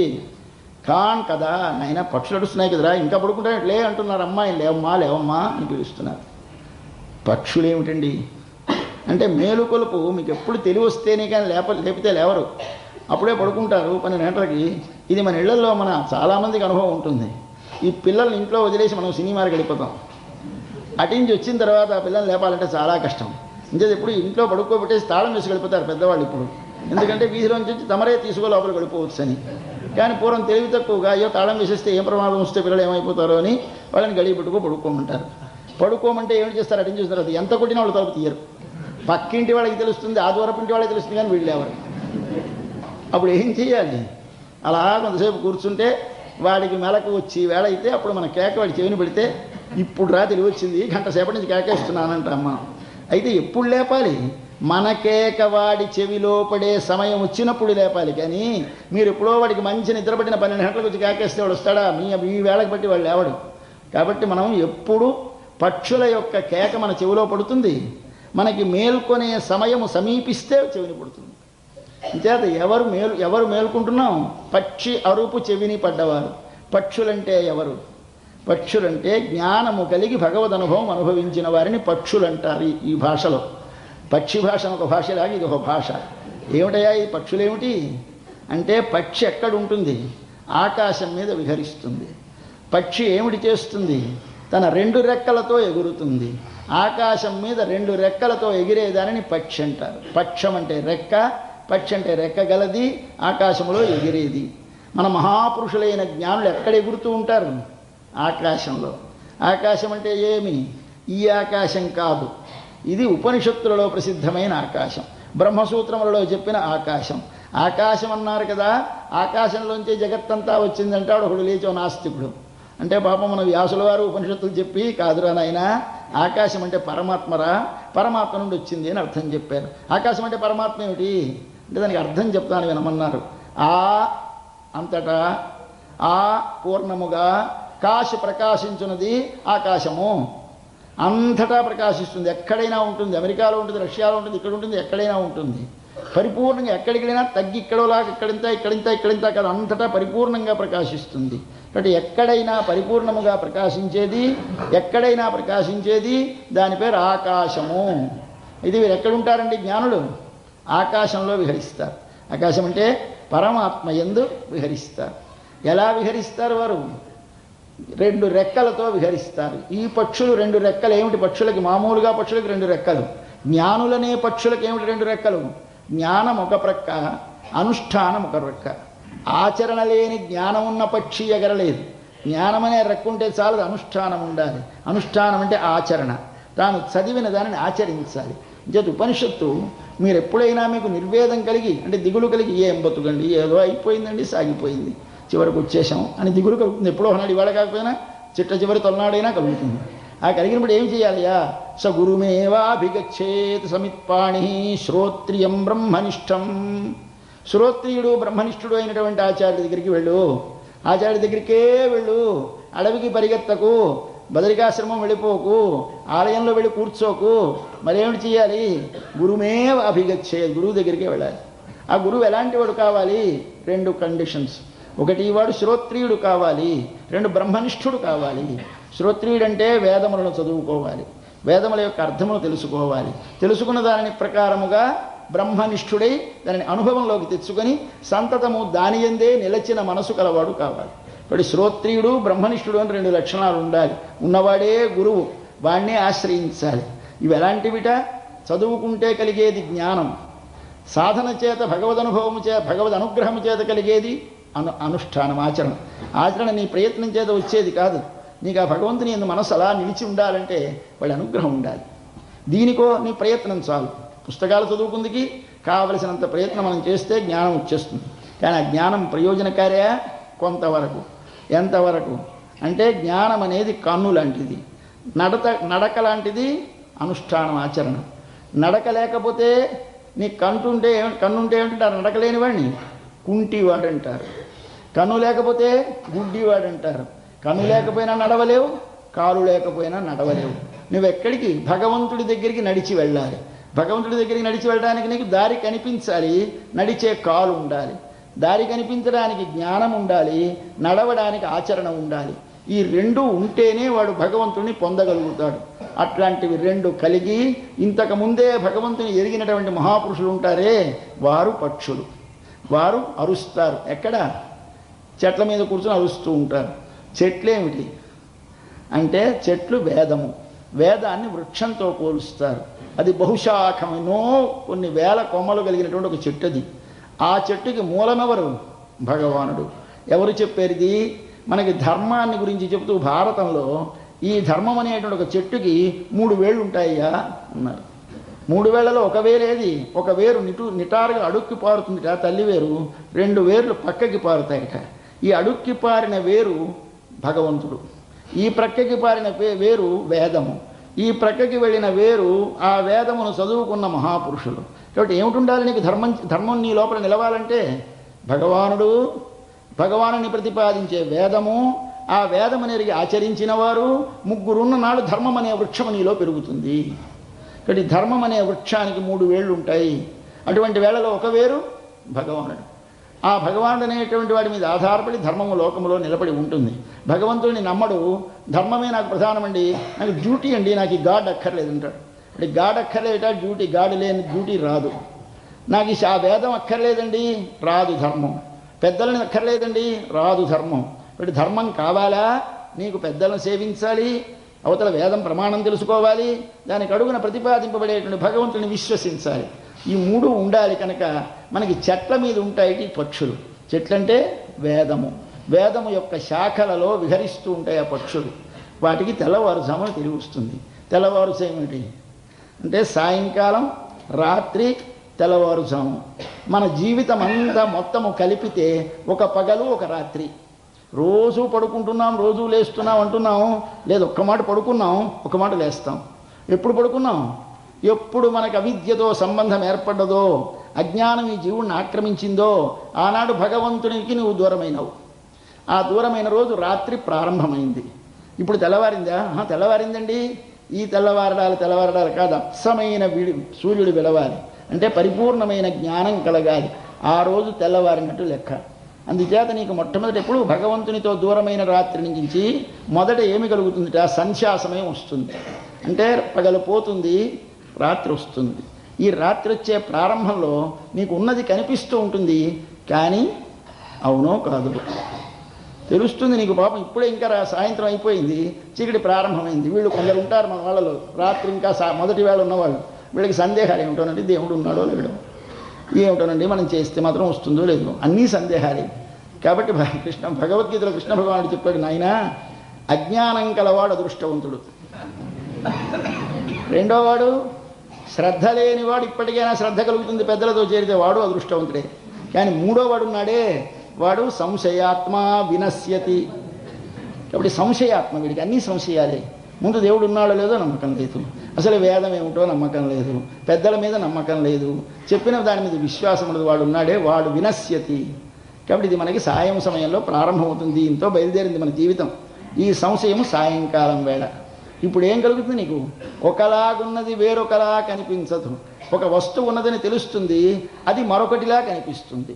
మీరు శంఖాన్ని చూస్తారు, వెన్నముద్ద అనుకుంటారు, వెన్నముద్దని చూస్తారు, శంఖం అనుకుంటారు, తాడును చూస్తారు, పాము అనుకుంటారు. దీని పేరు అన్యథాజ్ఞానం అంటారు. బాగా 12 గంటల రాత్రి అయిపోయింది మరికొందరికి. ఆ 12 గంటల రాత్రి వాడు ఎలా ఉంటుంది? ఉన్నది లేదనిపించేస్తుంది. అబ్బాయి ఇక్కడ ఏం లేదండి, అంత ఖాళీగా ఉంది, ఇప్పుడే చూసి వచ్చానండి అట. చూసేట ఇక్కడేమీ లేదుట. వీళ్ళందరికీ దేవుడు లేడని స్పష్టంగా దర్శించిన వారు వీరందరూ ఈ రాత్రి అర్ధరాత్రి వేళ. మరేది లేనిది ఉన్నది, ఉన్నది లేదు. ఆ రాత్రి వేళ అది అర్ధరాత్రి. దీని పేరు విపరీత జ్ఞానం అంటారు. ఇది రాత్రి. మరి బాగా మరి కొంచెం పడుకున్నాం, లేచాం, లేవబోతున్నాం, అప్పుడు తెల్లవారుసాము వచ్చేస్తుంది, వెలుగు వస్తుంది. అప్పుడు దాని పేరు సత్వగుణం ఆవిర్భవించి సూర్యోదయానికి ముందు సమయము. దీని పేరే బ్రాహ్మకాలము, ఉషకాలము. అప్పుడు లేవాలి.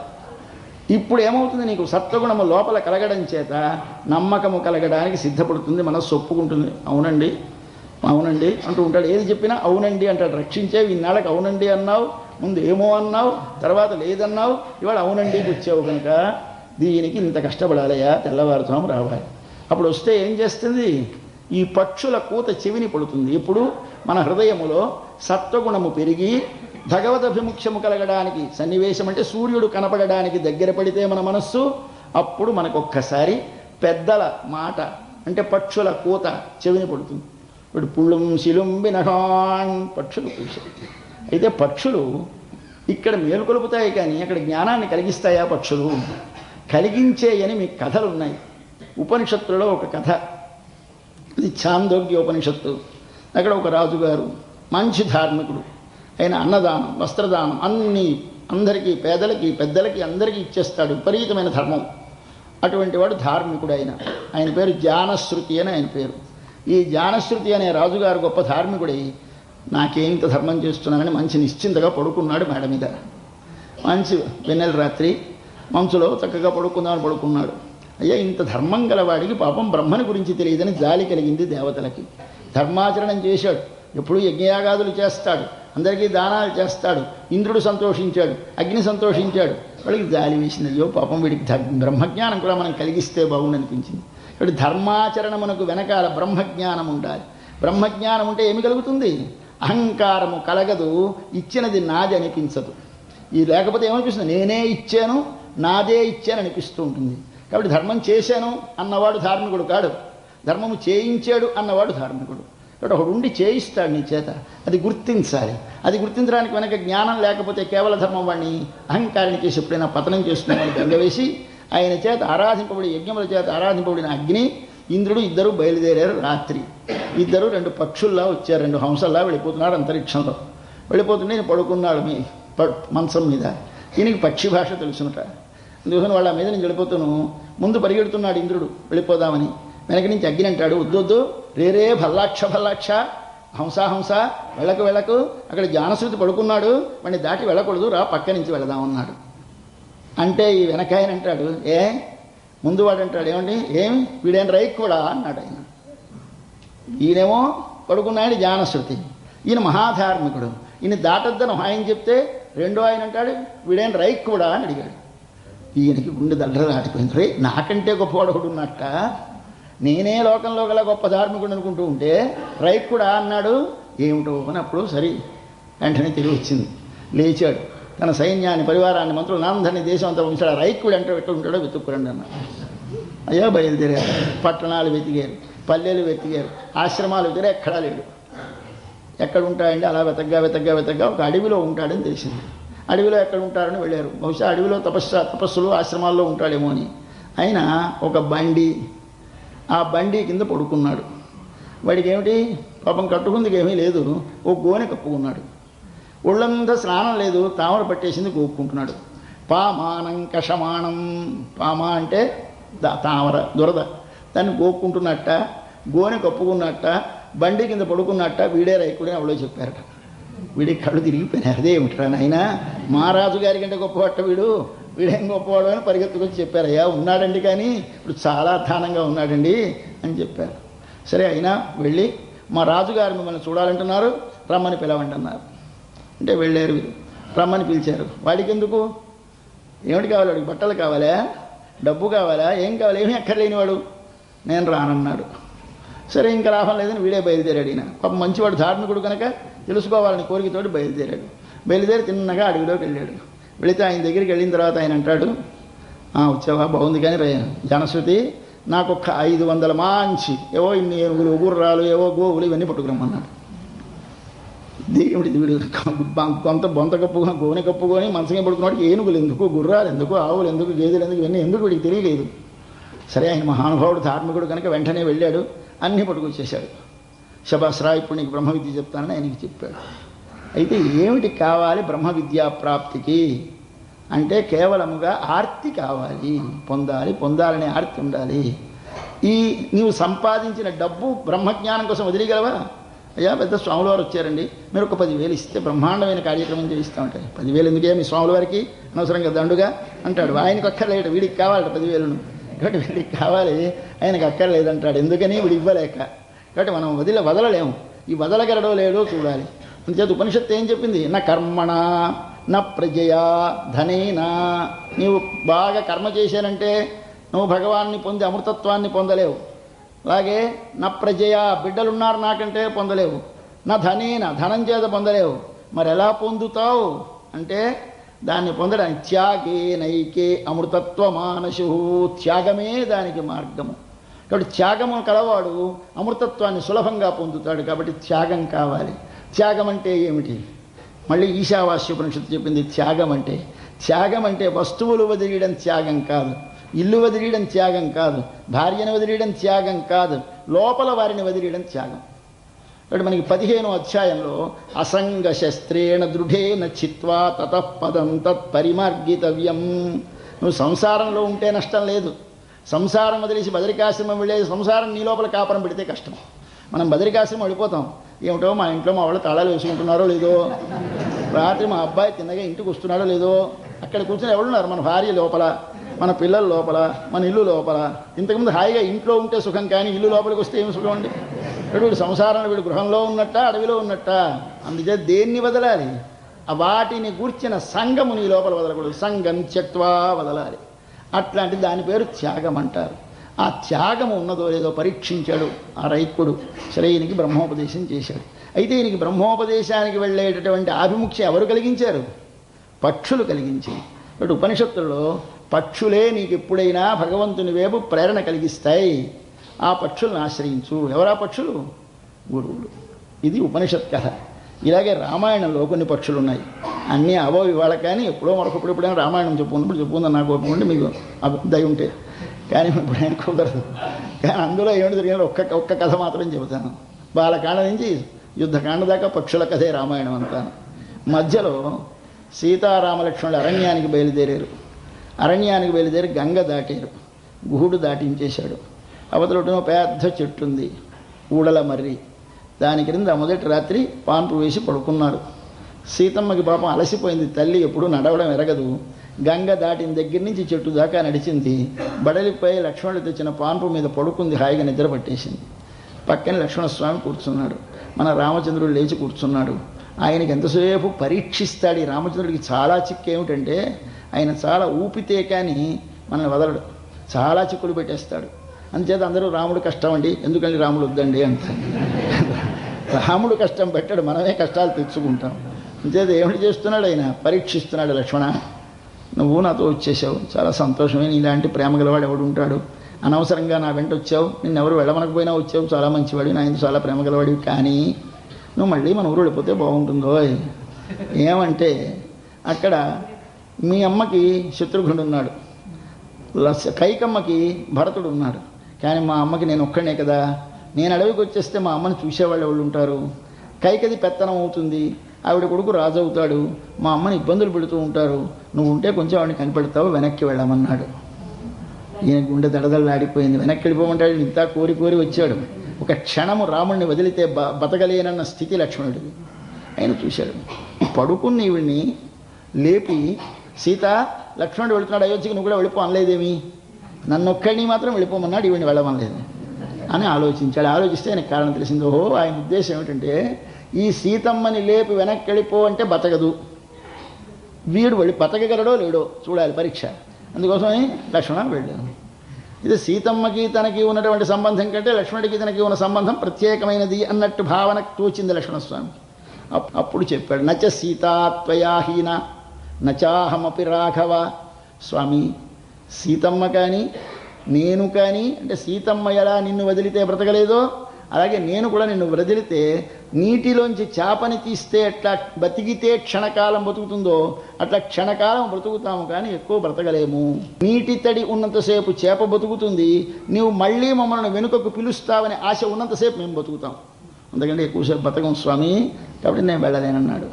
అంతకుముందు ఈయన ఒప్పించడానికి మరో మాట చెప్పాడు. అబ్బాయి లక్ష్మణ, నాకంటే మా అమ్మ పెంచిన పక్షులు గొప్పవోయ్, ఎంత ప్రేమ. ఆవిడ పలికే పక్షులు 2 పక్షుల్లో, ఒకటి చిలక, 2 మైన. ఈ మైన అంటే గోర, దాని పేరు, ఆ మైనకి పేరు, మైన గోరకి పేరు శారిక. మన వాళ్ళు చిలక గోరువంకలు చిలక గోరువంకలు అంటూ ఉంటారు ఎవరైనా భార్యాభర్తని, చాలా చిలక గోరువంకల్లా ఉన్నారని.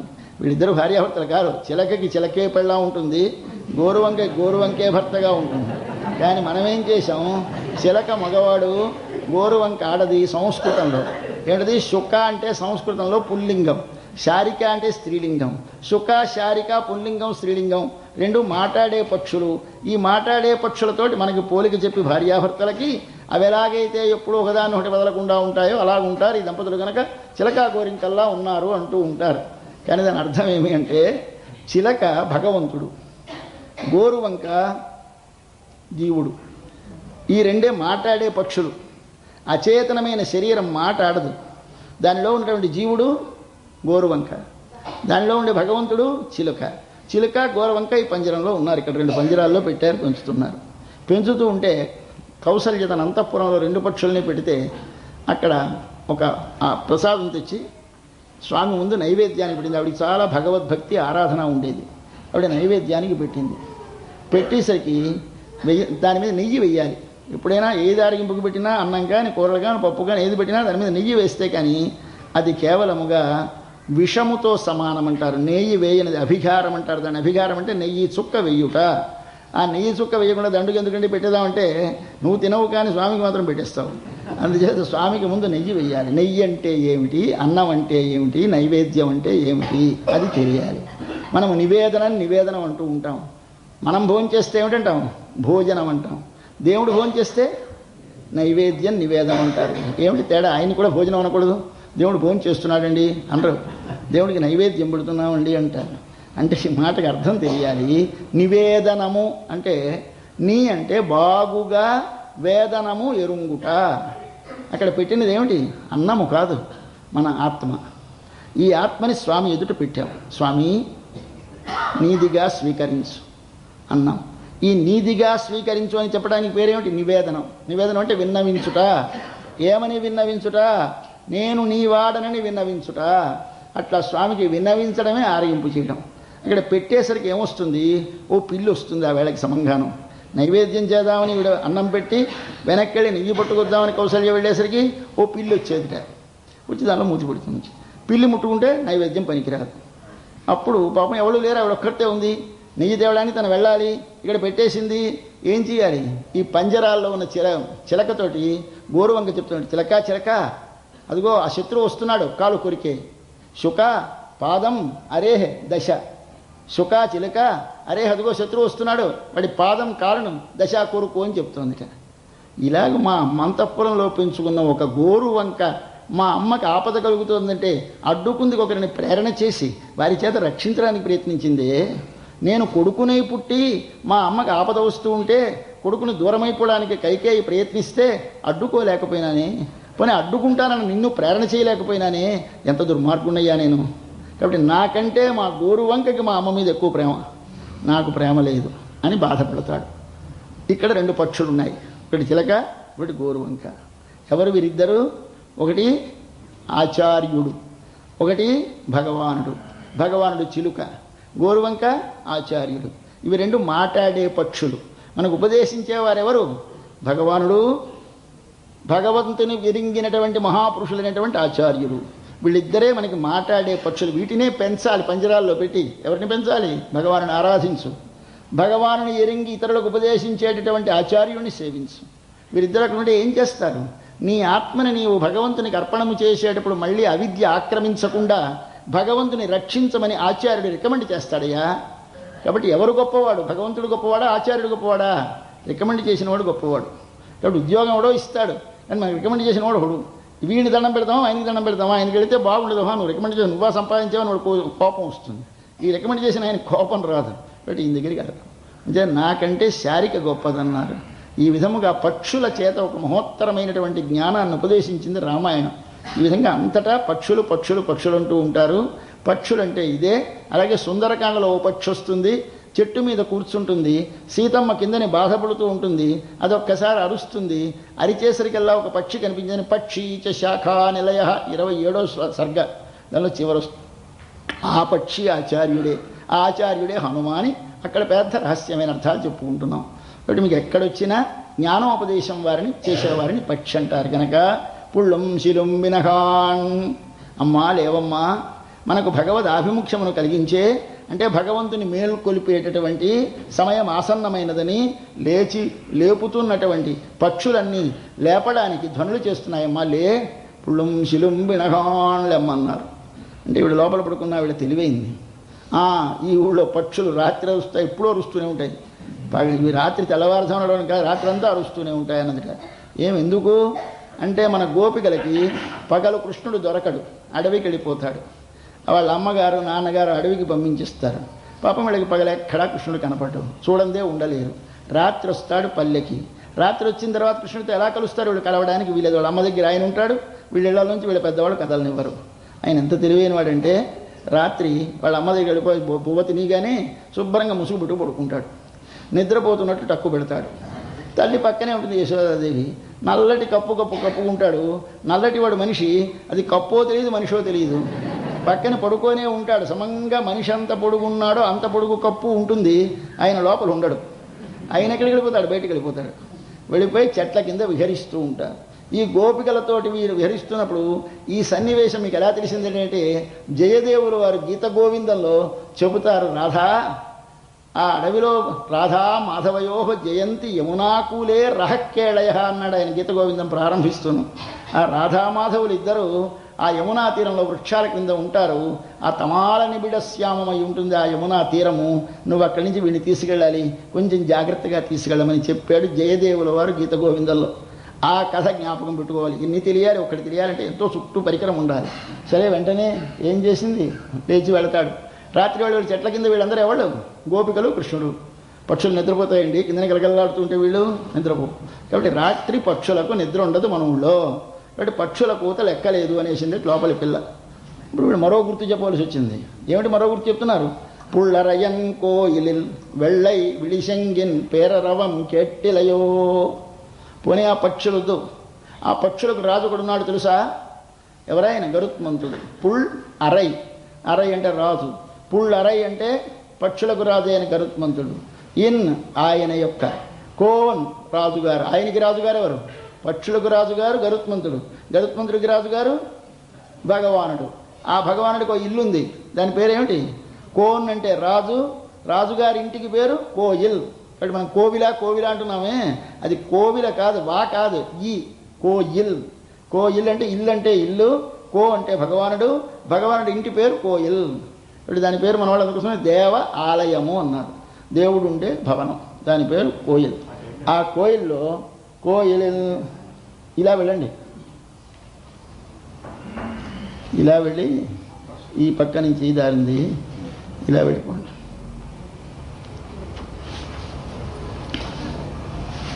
వెళ్ళై విడి శంగిన్, తెల్లటి శంఖం ఊపుతున్నారట కోవిల్లో. తెల్లవారుజామైంది, అందరూ వేళయింది, సేవాకాలానికి రండి అని పిలవటానికి ఒక శంఖం ఊపుతారు. ఆ తెల్లవారుజాము సమయం సూచించేది. ఆ శంఖం ఊపుతున్నారు, వినిపించలేదా? కోయిలిల్ వెళ్ళై, తెల్లనైన విడి, సమయము తెలియజేసేటువంటి శంగిన్, శంఖం యొక్క పేరరవం, పెద్ద ధ్వని వినిపిస్తోంది. కెట్టిలయో, వినలేదా? లేవమ్మా అన్నారు. రెండో గుర్తు చెప్పారు. ఏమిటి గుర్తు అంటే, అవుళ్ళు ఆలయాలు ఉన్నాయిట, ఆలయాల్లో శంఖాలు ఊపుతారు తెల్లవారుజామున, అది విని లేచిపోతూ ఉంటారు అందరూ. ఆ దానికి లేవలేదు ఈవిడ, పక్షుల కూతకి లేవలేదు, శంఖాల మ్రోతకు లేవలేదు.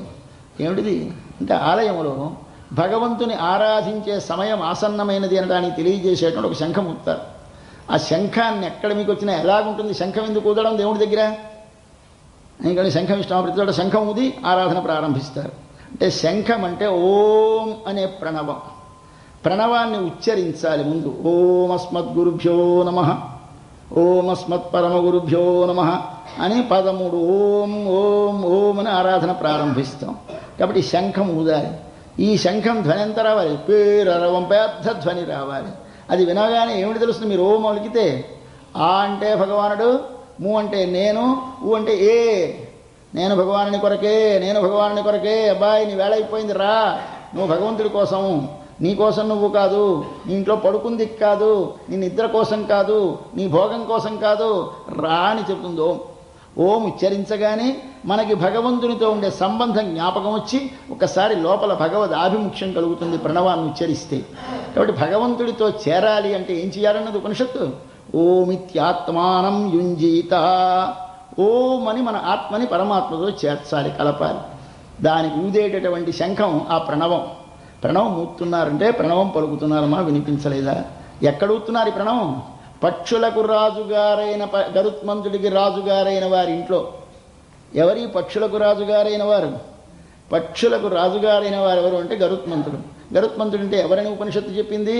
మనకి వేదంలో ఆరణ్యకములను ఉన్నాయి, వాటిలో చెబుతూ ఆ సుపర్ణుడు అంటారు ఆయన పేరు. ఆ సుపర్ణుడు అనేటువంటి గరుత్మంతుడు వేదస్వరూపుడు, వేదములే ఆయన మూర్తి. కాబట్టి వేదములు కనుకనే మీకు భగవంతుడిని మోసుకొచ్చేవి. మీకు ఒక ఎద్దు, ఒక గద్ద. పరమశివుడు వచ్చాడంటే ఎద్దు మీద వస్తాడు, మన విష్ణుమూర్తి వస్తే గద్ద మీద వస్తాడు. ఏమిటిది చిత్రంగా ఉంటుంది. భగవంతుడికి కార్లు లేవా? మంచి బ్రహ్మాండమైన కారులో వాహనం మీదో రాక ఏమిటి ఎద్దు ఏమిటి గద్ద ఏమిటి అంటే, గద్ద కాదు ఎద్దు కాదని మళ్ళీ ఋగ్వేదం చెప్పింది. అయ్యా మీరు ఎద్దు మీద రాడండి, అయినా గద్ద మీద రాడు, అది వేదస్వరూపము. కాబట్టి మీరు వేదమే భగవంతుడిని వహించి తెస్తుంది. ఒక చోట ఉన్నవాడు ఒక చోటికి రావాలంటే ఉపయోగపడేది వాహనము. ఒక చోట ఉండేవాడు ఒక చోటికి రావాలి, ఎక్కడో ఉన్న భగవానుడు నీ హృదయంలోకి రావాలి ఒక్కసారి ఆలయంలోకి. ఎలా వస్తాడు? గరుత్మంతుడిని ఎక్కువస్తాడు. గరుత్మంతుడు అంటే వేదాన్ని అధిరోహించి వస్తాడు. ఆ వేదము నీ లోపల భాషించాలంటే ఏం చేయాలి? ఒకసారి శంఖం ఊదాలి. అంటే ఓం అంటే కానీ వేదం పలకడానికి వీల్లేదు. కాబట్టి ఓం అని వేదమును అధ్యయనం చేస్తే ఆ వేదములకు అన్నిటికీ ఎవడు ప్రతిపాద్యుడు? వాడికి రాజు ఎవడు? గరుత్మంతుడికి అంటే భగవంతుడు. ఆ వేదములకు రాజు అయినటువంటి భగవంతుడు ఉండే చోటేది? ఆలయము. కాబట్టి ఆలయములో అంటే అర్థమేమిటి? నీ హృదయములో భగవంతుణ్ణి ఒక్కసారి మేల్కొలిపి నీవు సేవించాలి అంటే ప్రణవాన్ని ఉచ్చరించాలి, ఆలయములో శంఖం ఉచ్చరించాలి. అందుకోసమనే మనకి గరుడ స్తంభం ఒకటి ఉంటుంది ముందు, ధ్వజస్తంభం అంటారు దాన్ని. ధ్వజం అంటే జెండా. ఆ జెండా పైకి ఎత్తినట్టు ఒక ధ్వజస్తంభం అని ముందు పెడతారు ఆలయానికి. ఈ ఆలయానికి ముందు పెట్టేటువంటి ధ్వజస్తంభం ఎక్కడో అంత ఎత్తున పెట్టి అక్కడ దాని మీద గరుత్మంతుడిని పెడతారు. విష్ణువాలయం అయితే ఎద్దు నందిని పెడతారు, శివాలయం అయితే. ఏమిటి దీని అర్థం? ఆయన్ని మోసుకొని వచ్చేదాని గుర్తు అక్కడ పెడతారు. ఆయన్ని మోసుకొని వచ్చేది ఏది? ఎద్దు కాదు, పక్షి కాదు, అది వేదం. నువ్వు వెళ్ళగానే ఏం చేయాలి? ముందు ఆలయంలోకి వెళ్ళగానే తిన్నగా డైరెక్ట్గా వెళ్ళిపోక లోపలికి ఆ ధ్వజస్తంభం దగ్గర ఒక మాట వంగి నమస్కరించు. ఎందుకు నమస్కరించడం అంటే, అయ్యా నేను వేదాన్ని నమ్మిన వాడిని, వేదము నాకు ప్రమాణము అని ఒప్పుకుంటే వేదములో ప్రతిపాదింపబడిన వాడే అందు లోపల ఉన్నాడు కనుక వాడు నీకు కనిపిస్తాడు. నువ్వు దీన్ని నమ్మలేదు, మ్యూజియంలోకి వెళ్ళినట్టు వెళుతున్నావు. ఆలయంలోకి వెళితే ఆలయంలోకి వెళితే నీకు కనిపించేది ఏమిటి కనిపిస్తుంది? బొమ్మ కనిపిస్తుంది. ఇది ఏ రాయండి, ఏ స్టోన్ అండి, ఏ యుగాందండి, ఈ పరీక్షలు చేసి వస్తాడు వెనక్కి. అంతేనేగా అందు లోపల ఉన్నటువంటి ఆ స్వామి దర్శనం అవడు. అది కనపడాలంటే దేని నమ్మాలి? ధ్వజస్తంభం దగ్గర దండం పెట్టాలి. ధ్వజస్తంభం దగ్గర దండం పెట్టడం అంటే ఏమిటి? వేదము నాకు ప్రమాణమని ఒప్పుకోవాలి అక్కడ, అప్పుడు లోపలికి వెళ్ళి. ఇంకా శివాలయాల్లో మరో చిత్రంగా చేస్తారు వాళ్ళు. మీరు ఎప్పుడైనా వాళ్ళు చూస్తే అక్కడ నంది దగ్గరికి వెళ్ళి ఆ నంది కొమ్ముల మీద ఇలా చేయి పెడతారు, ఇలా వేళ్ళు పెట్టి ఈ మధ్య నుంచి ఇలా చూస్తారు. ఎందుకంటే డైరెక్ట్గా హాయిగా లింగం కనిపిస్తూ ఉంటే ఈ వేళ్ళు ఎందుకు, వేళ్ల మధ్య నుంచి చూడడం ఏమిటి? చాలా చిత్రమైన సంప్రదాయాలు మనవి. అంటే ఈ రెండు కొమ్ములు రెండు రకాలైన శబ్దాలు. మన లోపల శబ్దము పుట్టి బయటకు వచ్చింది నోటితోటి, పలికినప్పుడు మనకి వినిపిస్తోంది, మరికొనకు వినిపిస్తోంది. ఈ పైకొచ్చి వినిపించే శబ్దాన్ని వైఖరి అంటారు. దానికి వెనకుండేటటువంటిది మధ్యమ అంటారు. అంతకం పశ్యంతి అంటారు. దానికి వెనక మధ్యమ అంటారు. దానికి వెనక పర అంటారు. కాబట్టి 4 రకాలుగా శబ్దం పైకి వస్తుంది. కొమ్ము ముందే దూడ పుట్టగానే లోపల ఉంటుంది కొమ్ము, అది అలా అలా పైకి పొడముకొని వస్తుంది. అలాగని శబ్దం అనేది లోపల ఉన్నది మూలాధారం దగ్గర, అక్కడి నుంచి కదిలి నాభి దగ్గరికి వచ్చి హృదయం దగ్గరికి వచ్చి నోట్లోంచి పైకి వస్తే వినిపిస్తుంది. కాబట్టి శబ్దం కొమ్ముతో పోల్చారు. దేనిలోంచి చూడాలి ఆ భగవంతుని? శబ్దంలోంచి చూడు. ఏ శబ్దంలోంచి? లోపల హృదయములో పలికే శబ్దంతో నోటితో పలికే శబ్దంతో 2 కొమ్ముల మీద వేలు పెట్టి చూడు. ఇది వాళ్ళ కథ. కాబట్టి ఈ కథలన్నీ మనకు ఒక్కసారి తెలియజేయడం కోసం ఆండాళితలు అంటుంది, వెళ్ళై విళిసంగిన్ పెరడవం కేట్టిలయో పిల్లాయ్, అమ్మాయి లే, ఇది పిల్లట. వాళ్ళందరి దృష్టిలో ఇది పాపం పసిపిల్ల, దీనికి ఇంత అనుభవం కలిగిపోయింది. కానీ పిచ్చిది వెర్రిది లోపల నుంచి వస్తే ఎక్కడందరికీ తెలిసిపోతుందేమో దాక్కుంది లోపల. పిల్లాయ్ అన్నారు. పిల్ల అవివేకురాలా లేవమ్మా, బాల్యము కలదానివి. అంటే బాల్యం అంటే ఏది మంచో తన మంచేదో తెలియనిది. 10 మందితో కలిస్తే తన అనుభవం పెరుగుతుంది కానీ తరగదని తెలియక 10 మందితో కలయడానికి జంకి పరుక్కుంటున్నావా తల్లి అని అర్థం కాదు. బాల్యం అంటే బృహదారణ్యకం అనే ఒక ఉపనిషత్తులో బాల్యం ఎప్పుడు రావాలిట అంటే ఎప్పుడు రావాలండి, బాల్యం వస్తుంది పుట్టగా. నేను అంటే మనకి బాల్యం రాదు, చిన్నప్పుడే ఉంటుంది. మనకి బాగా పండితుడైన తర్వాత బాల్యం రావాలిట. అంటే బాగా బ్రహ్మజ్ఞానం గలవాడు మళ్ళీ బాలుడు కావాలి అని చెప్పింది. పాండిత్యం నిర్విద్య బాల్యేన తిష్టాసేత్. బ్రహ్మజ్ఞానము కలిగి బాలుడు కావాలను. అదేమిటండి, ముసలాడు బాలుడు అవుతాడా అంటే బాలుడు అంటే అర్థమేమి? తన గొప్పతనము తనకు తెలియనివాడు, తన గొప్పతనమును తాను ప్రకటించుకోవాలని కోరిక లేనివాడు, తనను రక్షించుకుందికి తాను ప్రయత్నము చేయనివాడెవడో వాడు బాలుడు. నీకు జ్ఞానము కలిగితే రక్షించేవాడు వాడు. ఏ గొప్పతనము నాకున్నా, నా చదువు ఉంది నాదే, నా కులం ఉంది నాదే, నా వాడి కటాక్షం వాడి అనుగ్రహం వల్ల వచ్చింది.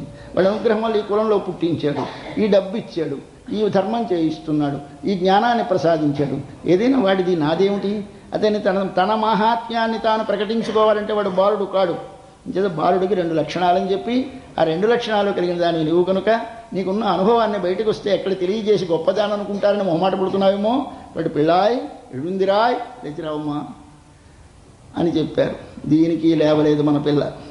ఇప్పుడు మరొక గుర్తు చెప్తున్నారు. ఈ ఊళ్ళో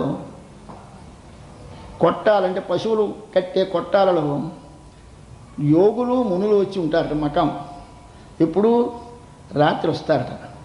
ఆ రాత్రి సాయంకాలం వస్తారట. ఎందుకు వస్తారట సాయంకాలం?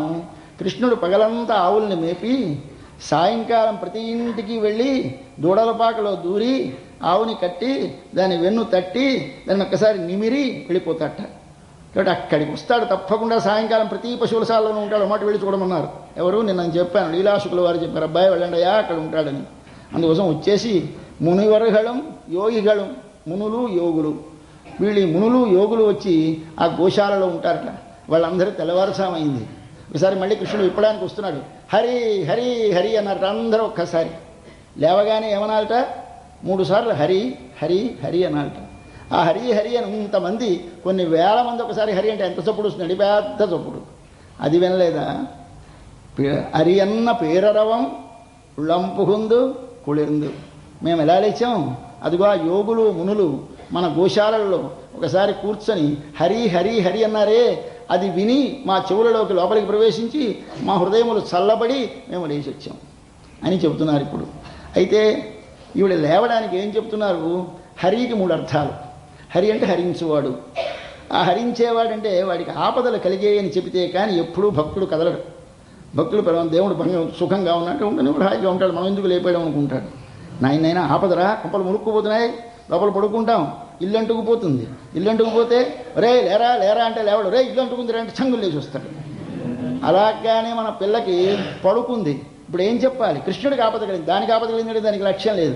కృష్ణుడికి ఆపద కలిగింది. ఏమిటి కలిగింది అంటే పేయిములై నంజుండు, పూతనని ఒక రాక్షసి వచ్చింది. విషము తన స్తనములలో పెట్టుకొని వచ్చింది. పసివాడికి పాలిచ్చి చంపేదామని వచ్చింది. స్వామి పాపం అమాయకుడు, పసివాడు తెలియదు, తల్లి అనుకున్నాడు. తల్లి వేషం వేసుకొని వచ్చింది. తల్లి వేషం వేసుకొని వస్తే పసివాడు బోసి నవ్వుతున్నాడు. తీసింది. అప్పుడే పాలిచ్చి హాయిగా నిద్రపోతున్నాడు. వదిలేసి వెళ్ళిపోతే ఆకలి లేనివాడు ఆకలి ఉన్నట్టు ఏడ్చాడు. ఏడ్చేసరికి అయ్యో పాపం ఆకలిస్తోంది పసివాడికి అన్నట్టు ఈవిడ తీసింది. తల్లిలాగే ఉంది, వాడికి తెలియదు పాపం, తల్లి అనుకున్నాడు. ఆవిడ ఒళ్ళో పెట్టుకుంది. ఒకసారి పాలిస్తోంది. ఈయన గుటుకు గుటుకు గుటుకుమని పాలు తాగడం ప్రారంభించాడు. అయ్యా పాలు తాగుతున్నాడు. ఏమిటి చేస్తున్నాడు? పాలలో విషం ఉంది. విషం తాగుతున్నాడు. విషము ఆరగించాడు. విషంలా లేదా ఆయనకి, మంచి తీయటి పాలు ఇస్తున్నట్టు మంచి మధురముగా వీటిని ఆస్వాదిస్తున్నాడు స్వామి. పేయ మొలై, పేయ అంటే పూతన అనే రాక్షసి యొక్క, మొలై అంటే స్తనములలో ఉన్న నంజు విషాన్ని ఉండు ఆరగించినటువంటి వాడు స్వామి. ఆయనని మేల్కొల్పుతున్నారట వీళ్ళు. ఏమిటని హరి హరి అంటున్నారట. హరి అంటే ఏమిటి? స్వామి మీదకి వచ్చి పడ్డ రాక్షసిని చంపిన హరించిన హరి అని ఒక మాట స్మరించండి. ఈ కథలో ఏముంది? మనకొక పాఠం. మన లోపల ఆత్మ ఉన్నది. ఈ ఆత్మ లోపల పరమాత్మ ఉన్నాడు. పరమాత్మ పడుకున్నాడు. ఈ పడుకున్నటువంటి పరమాత్మని తీసేస్తే మరి మనం ఉండం. ఒరే వీడి పని పట్టించాలంటే ముందు వీడు వెనకాల దన్నున్నాడు, వాడిని తీసేస్తే వీడు పోతాడు అని కనిపెట్టారు. కనిపెట్టి రాక్షసులు వచ్చారు. వచ్చి ఎవరిని తీసేయాలి ముందు? ఈ ఈ నందుణ్ణి యశోదని కాదు, ఈ నంద యశోదులకి వెనకాల బలంగా ఉన్నటువంటి వాడిని తీసేయాలి. అంటే అది ఏం చేయాలి? వీడిని చంపేయాలి పసివాడిని అని వచ్చింది ఆవిడ. వచ్చి ఎలా చంపడం? తల్లి వేషం వేసుకుని వచ్చి పాలిచ్చింది. ఆయన పరమాత్మకి తెలియదు, పాపం అమాయకుడు తాగేశాడు. తాగేస్తే ఏమిటైపోయింది? ఈవిడ చచ్చిపోయింది. అదేమిటండి అంటే చనిపోవాలి చనిపోవాలి అనుకుంటూ వచ్చిందిట. ఏదనుకుంటే అదే శిక్షిస్తుంది. బ్రతకాలి బ్రతకాలి అంటూ వెళ్ళి పాలిస్తే బ్రతుకుదు, చనిపోవాలి చనిపోవాలనుకుంటే చనిపోయినావు అంతే. పాపం దానికి తెలియదు పాపం, ఆ రహస్యం తెలియక వెళ్ళింది. చనిపోవాలనుకున్నది చనిపోయింది. అయితే ఈయనేమిటి చేశాడు? మనకు ఒక పాఠం నేర్పుతున్నాడు. దానిలో ఇది మొదటి హరికి అర్థం. హరి అంటే మనను ఆవరించినటువంటిది, మన ఆత్మలో ఉన్న పరమాత్మని గ్రసించడానికి వచ్చినటువంటిది అవిద్య అనే రాక్షసి. ఈ అవిద్యే పూతన. కాబట్టి రామావతారంలోనూ ఒక ఆడదానినే ముందు చంపుతాడు, కృష్ణావతారంలోనూ ఒక ఆడదానినే చంపుతాడు. ఏమిటి మహాపండిత ఇంత చదువుకొని ఇంత అస్త్ర విద్యాభ్యాసం చేసి మొట్టమొదటి తాటకని చంపించాడు విశ్వామిత్రుడు. ఇక్కడ ఈయన పుట్టగానే చంపినటువంటి రాక్షసి పూతన. ఏమిటి రహస్యం అంటే ఇది మన ఆత్మను ఆవరించినటువంటి అవిద్య. అవిద్య అంటే స్త్రీ అనుకోండి, ఒకసారి ఆడది. ఆవిడ ఏం చేస్తుంది? మారు వేషంతో వస్తుంది. అంటే తల్లి కానిది తల్లిలా వస్తుంది. ఆ అవిద్య అన్నదే మన ప్రకృతి. ప్రకృతి వికారమే మన శరీరం. మన శరీరం అనేది చేరుతుంది మన ఆత్మతో. ఈ ఆత్మతోటి శరీరము చేరగానే ఏమవుతుంది? మనకి వెంటనే విషయములు అనుభవించాలనే కోరిక పుడుతుంది. విషయములు అనుభవించాలనే కోరిక పుడితే ఏం చేస్తాం? అనుభవిస్తాం. ఎలాగ అనుభవిస్తాం? అహంకారము, మమకారము. నేను చూశానండి, ఈ మధ్య నేను చూశానండి, ఈ మధ్య నేను ఆర్జించానండి, ఈ మధ్య నేను తిన్నానండి అని నేనుతో చెబుతూ ఉంటాం. ఇది నాదండి అంటూ ఉంటాం. కాబట్టి విషయము విషము రెండు పదములు ఉన్నాయి. పూతన స్తనములలో వచ్చినది విషం. మన ఆత్మ అనుభవించేటువంటి పూతన ఎవరు? మన ఆత్మ పాలు తాగే ఎవరి దగ్గర తాగుతోంది అంటే పూతన దగ్గర. పూతన అంటే అవిద్య. ఈ అవిద్య అనేది ఎలా వచ్చింది? తల్లి వేషం వేసుకుని వచ్చింది. తల్లి ఎవరు మనకి? అసలు తల్లి ఎవరు? యశోద. ఇక్కడ అసలు తల్లి ఎవరు మనకి? మంత్రము. మంత్రము చేత మనకు జ్ఞానము కలగకుండా చేసేటువంటిది, మంత్రము పోషించినట్టే మనల్ని పోషిస్తుంది అన్నట్టు అనిపించేది ప్రకృతి. ఏమనుకుంటాం? తిండి లేకపోతే చచ్చిపోండి. ఇప్పుడు ఇవాళ జ్ఞానం ఆశ్రమాలకు పరిగెడితే భోజనం ఎలా వస్తుందండి? భోజనం ఎలా చచ్చిపోం అని బెంగ పెట్టుకుంటాం. భోజనం లేకుండా వాళ్ళు హాయిగా ఉంటారట అలా కూర్చొని. యోగాభ్యాసం చేస్తున్నటువంటి వాళ్ళు ఆ హిమాలయాల్లో కొన్ని వందల సంవత్సరాలు అలా ఉంటారంటారు. ఎలా ఉంటారో మనకి తెలియదు, కానీ మనం ఒక్క పూట అయిపోతే రెండో పూట ఉండలేము. అయితే ఏది ఉండాలి మనకి? విషయములు ఉండాలి. అయితే ఈ వేషం వేసుకుని వచ్చినది ప్రకృతి. ప్రకృతి తల్లి వలె వేషము వేసుకుని వచ్చినది. దాని దేనిని పోషిస్తుంది? శరీరాన్ని. ఆత్మను పోషించే తల్లి ఎవరు? మంత్రము. మంత్రము యశోద, ప్రకృతి పూతన. ప్రకృతి అనే పూతన తన రెండు స్తనములనేటువంటి అహంకార మమకారములనే వాటి నుండి విషయములను అనుభవించుట అనేటటువంటి పాలు మనకిస్తుంది. అవి తాగితే ఏమవుతాం? చచ్చిపోతాం. పర్వాలేదు చచ్చిపోవు. మరి ఏమిటవుతుంది? అమృతత్వాన్ని పొందుతావు. పూతన ఏమైంది? చచ్చిపోలేదు. చచ్చిపోయిన తర్వాత కాల్చారు ఆవిడ్ని. కాలిస్తే మంచి అగరు పరిమళం వచ్చింది. ఏమిట్రా, రాక్షసిని కాలిస్తే అగరు వాసనలు వస్తున్నాయని ఆశ్చర్యపడ్డారు గోపాలులందరూ. ఎందుచేత వచ్చింది అగరువాసన? దుష్ట వాసనలను స్వామి పీల్చేసి సువాసనలు కలిగించాడు వాళ్ళ లోపల. కాబట్టి నీవు సమర్పించేది ఎవరికి సమర్పించకు. నీలో ఉంది విషయం. ఏమిటా విషయం? విషయానుభవం. ఈ విషయానుభవం అనేది అనుభవించు, మానక్కర్లేదు. కానీ ఎలా అనుభవించాలి? స్వామికి అర్పించు. స్వామికి అర్పిస్తే ఒక్కసారి ఆయనకి అర్పించగానే ఏమవుతుంది? విషము అమృతమవుతుంది. అది ఆరగిస్తే మనలో ఉన్న దుర్వాసనలు పోతాయి, సువాసనలు ఏర్పడతాయి, చేత అమృతత్వము సిద్ధిస్తుంది. అందుకోసమని ఆమె చెప్పింది, నాయన తల్లి వలె ఉండే ప్రకృతి వస్తుంది, ప్రకృతి ఇచ్చిన విషయములను అనుభవించవచ్చును, కానీ నేను అనుభవిస్తున్నానని అనుభవించకు. స్వామికి డైరెక్ట్గా దారి వదిలే, ఆయన ఆరగిస్తాడు. ఆయన ఆరగిస్తే నేను అనుభవిస్తున్నాను తీసే. అహంకార మమకారముల్లో అనేటువంటి వాటిలోంచి వచ్చినటువంటి విషయములను అనుభవించేటప్పుడు నువ్వు పుచ్చుకోక పాలు స్వామికి ఇచ్చి, అయ్యా స్వామి ఇదిగో. మన పెద్ద జీయం గారు చెబుతూ ఉండేవారు, ఆయన ఆముదం పుచ్చుకున్నా పెరవాళ్ళకి చూపించే పుచ్చుకొనివారు. నవ్వుతూ ఉంటారు మా గోపాలాచార్య జీయం గారు, మరీ పిచ్చండి, ఆముదం పుచ్చుకున్నా పెరవాళ్ళకి చూపించేవారని. పొద్దున స్నానం చేసి తిరువారాధన చేసుకొని ఇప్పుడు పెరవాళ్ళకి చూపించి అప్పుడు ఆముదం పుచ్చుకొని. అది ఏమిటో అర్థం అంటే అది ఏం పుచ్చుకోవడం ఏమిటి? పుచ్చుకోవడం కాదు, పెరవాళ్ళ ప్రసాదం అది కూడాను. అది శరీరం కోసం. ఇక్కడ శరీరం కోసం తినే అన్నం పెరవాళ్ళకి ఆరింపు చేస్తున్నావు కావు, శరీరం కోసం పెట్టే ఆముదం కూడా స్వామికి ఆరగిస్తాడు. అంటే ఆయనకి ఆముదం పెడతామండి, ఆయనకి ఆముదమైనా ఒకటే, అమృతమైనా ఒకటే, రెండూ అమృతమే. కాబట్టి ఆయనకి భేదం లేదు. అది వాడు ఆరగించినట్టు నీవు భావించి సమర్పిస్తే నీకు అది అమృతం అవుతుంది. కాబట్టి ఏది నీవు తిన్నా అది భగవంతునికి అర్పించి తిను. ఇది భగవద్గీత చెప్తుంది. యజ్ఞశిష్టాశినస్సంతః ముచ్యంతే సర్వకిల్బిషై. యజ్ఞం అనగా భగవంతునికి ఆరాధన చేయగా మిగిలినది తింటే అది ఏమవుతుంది? అమృతం అవుతుంది. కనుక నీవు సమస్త పాపములు తొలగిపోతాయి. చేత ఏది నీవు తిను. అయితే పరిపూర్ణమైన మనసుతో సమర్పించాలండి, అక్కర్లేదు. పూతనలా సమర్పించినా బాధ లేదు. పూతన ప్రేమతో సమర్పించిందా? ప్రేమ గలట్లు నటించి సమర్పించింది. సమర్పించింది ఏమిటి? పాల కావు, విషం సమర్పించింది. విషం సమర్పించింది ప్రేమగల తల్లిలా వచ్చి సమర్పించింది. మనం అలాగే నిజంగా భక్తి ఉన్నట్టే వెళ్ళడం, కళ్ళు మూయడం, ఇలా దండం పెట్టడం, స్వామి స్వామి స్వామి అనడం, తర్వాత చక్రమంగా పూజ చేసుకోవడం. అయితే మనమే పుచ్చుకుంటున్నామా, స్వామికి ఇస్తున్నామా? ఇది అబద్ధాల భక్తి, నిజమైన భక్తి కాదు. భక్తిని వాళ్ళు నటించాం. స్వామికి తెలియదా? తెలియదు పాపం. ఆయన ఆరగిస్తాడు. ఆరగించి మనకి అమృతం చేసి ఇచ్చేస్తాడు. అందుచేత భగవంతునికి నివేదించిన పదార్థాన్ని నివేదించినది ఏదైనా, నివేదించేవారు ఏ భావంలో ఉన్నా పరమాత్మకు అర్పిస్తే అర్పించిన పదార్థం అమృతమవుతుంది అని మనకి పూతన కథ చెబుతుందయ్యా. కాబట్టి ఆ పూతన కథ స్వామి మనకి చేసిన మహోపకారం కనుక దాన్ని ఒక్క మాట కీర్తించి, అటువంటి పూతనని చంపినటువంటి దాని విషాన్ని ఆరగించినటువంటి స్వామి అనగానే, అరే రే స్వామికి ఎంత ఆపద వచ్చింది, పూతన విషం ఇచ్చిందా అని లేచిపోతుంది అనుకున్నారు. ఆవిడ లేవలేదు. ఆవిడ చాలా మొండిగా పడుకుంటుంది. కాబట్టి పేయి మొలై నంజుండు అయిపోయింది. మరో హరి, రెండో హరి. ఈ రెండో హరికి అర్థం ఏమిటి? మరొక పని చేశాడు ఆయన. ఇంకా 28 రోజులైంది. అంటే నెలకి ఒక రోజు తక్కువ. ఆ నెలకు ఒక రోజు తక్కువ ఒక నది ఒడ్డుకి తీసుకెళ్తారు. తీసుకెళ్ళి అక్కడ కప్పని మొక్కలు అంటూ ఉంటారు మా ఊళ్ళలో. మరి ఏమిటంటారు ఇక్కడ తెలియదు, కానీ అక్కడికి వెళ్ళి ఒక కప్పని మొక్కుతారు. ఈ అందరూ పునిస్త్రీలందరూ వెళతారు.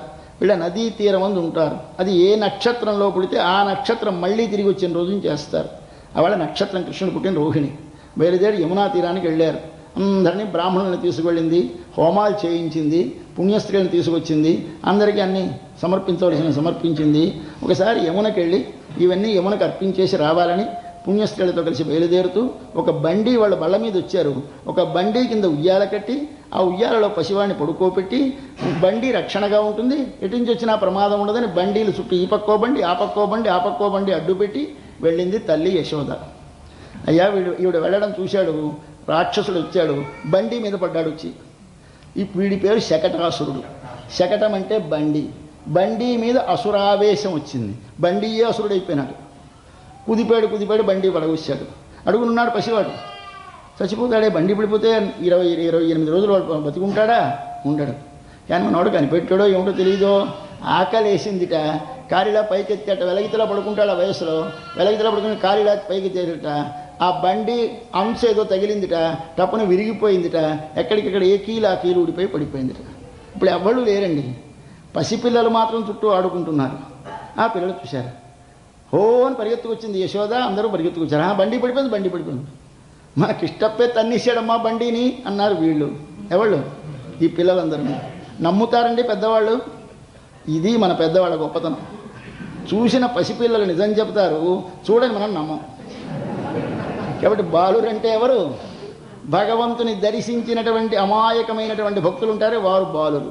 వారు చూస్తారు, చూసి వాస్తవం చెప్తారు, కానీ మనం నమ్మం. అది పాసిబుల్ కాదండి, ఏమిటి పసివాడి కాళ్ళు తగలడం ఏమిటి, బండి విరగడం ఏమిటి, నాన్ సెన్స్, రీజన్కి అందదు, తీసేస్తాం.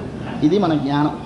కాబట్టి ఆయన ఏమిటి చేశాడు? కళ్ళ చెగడం, కళ్ళ కృత్రిమమైన శగడం బండిని, ఉదైత్త కాలితో చిమ్మినటువంటి అటువంటి స్వామి హరి అన్నారు. హరి అంటే బండిని హరించినవాడా.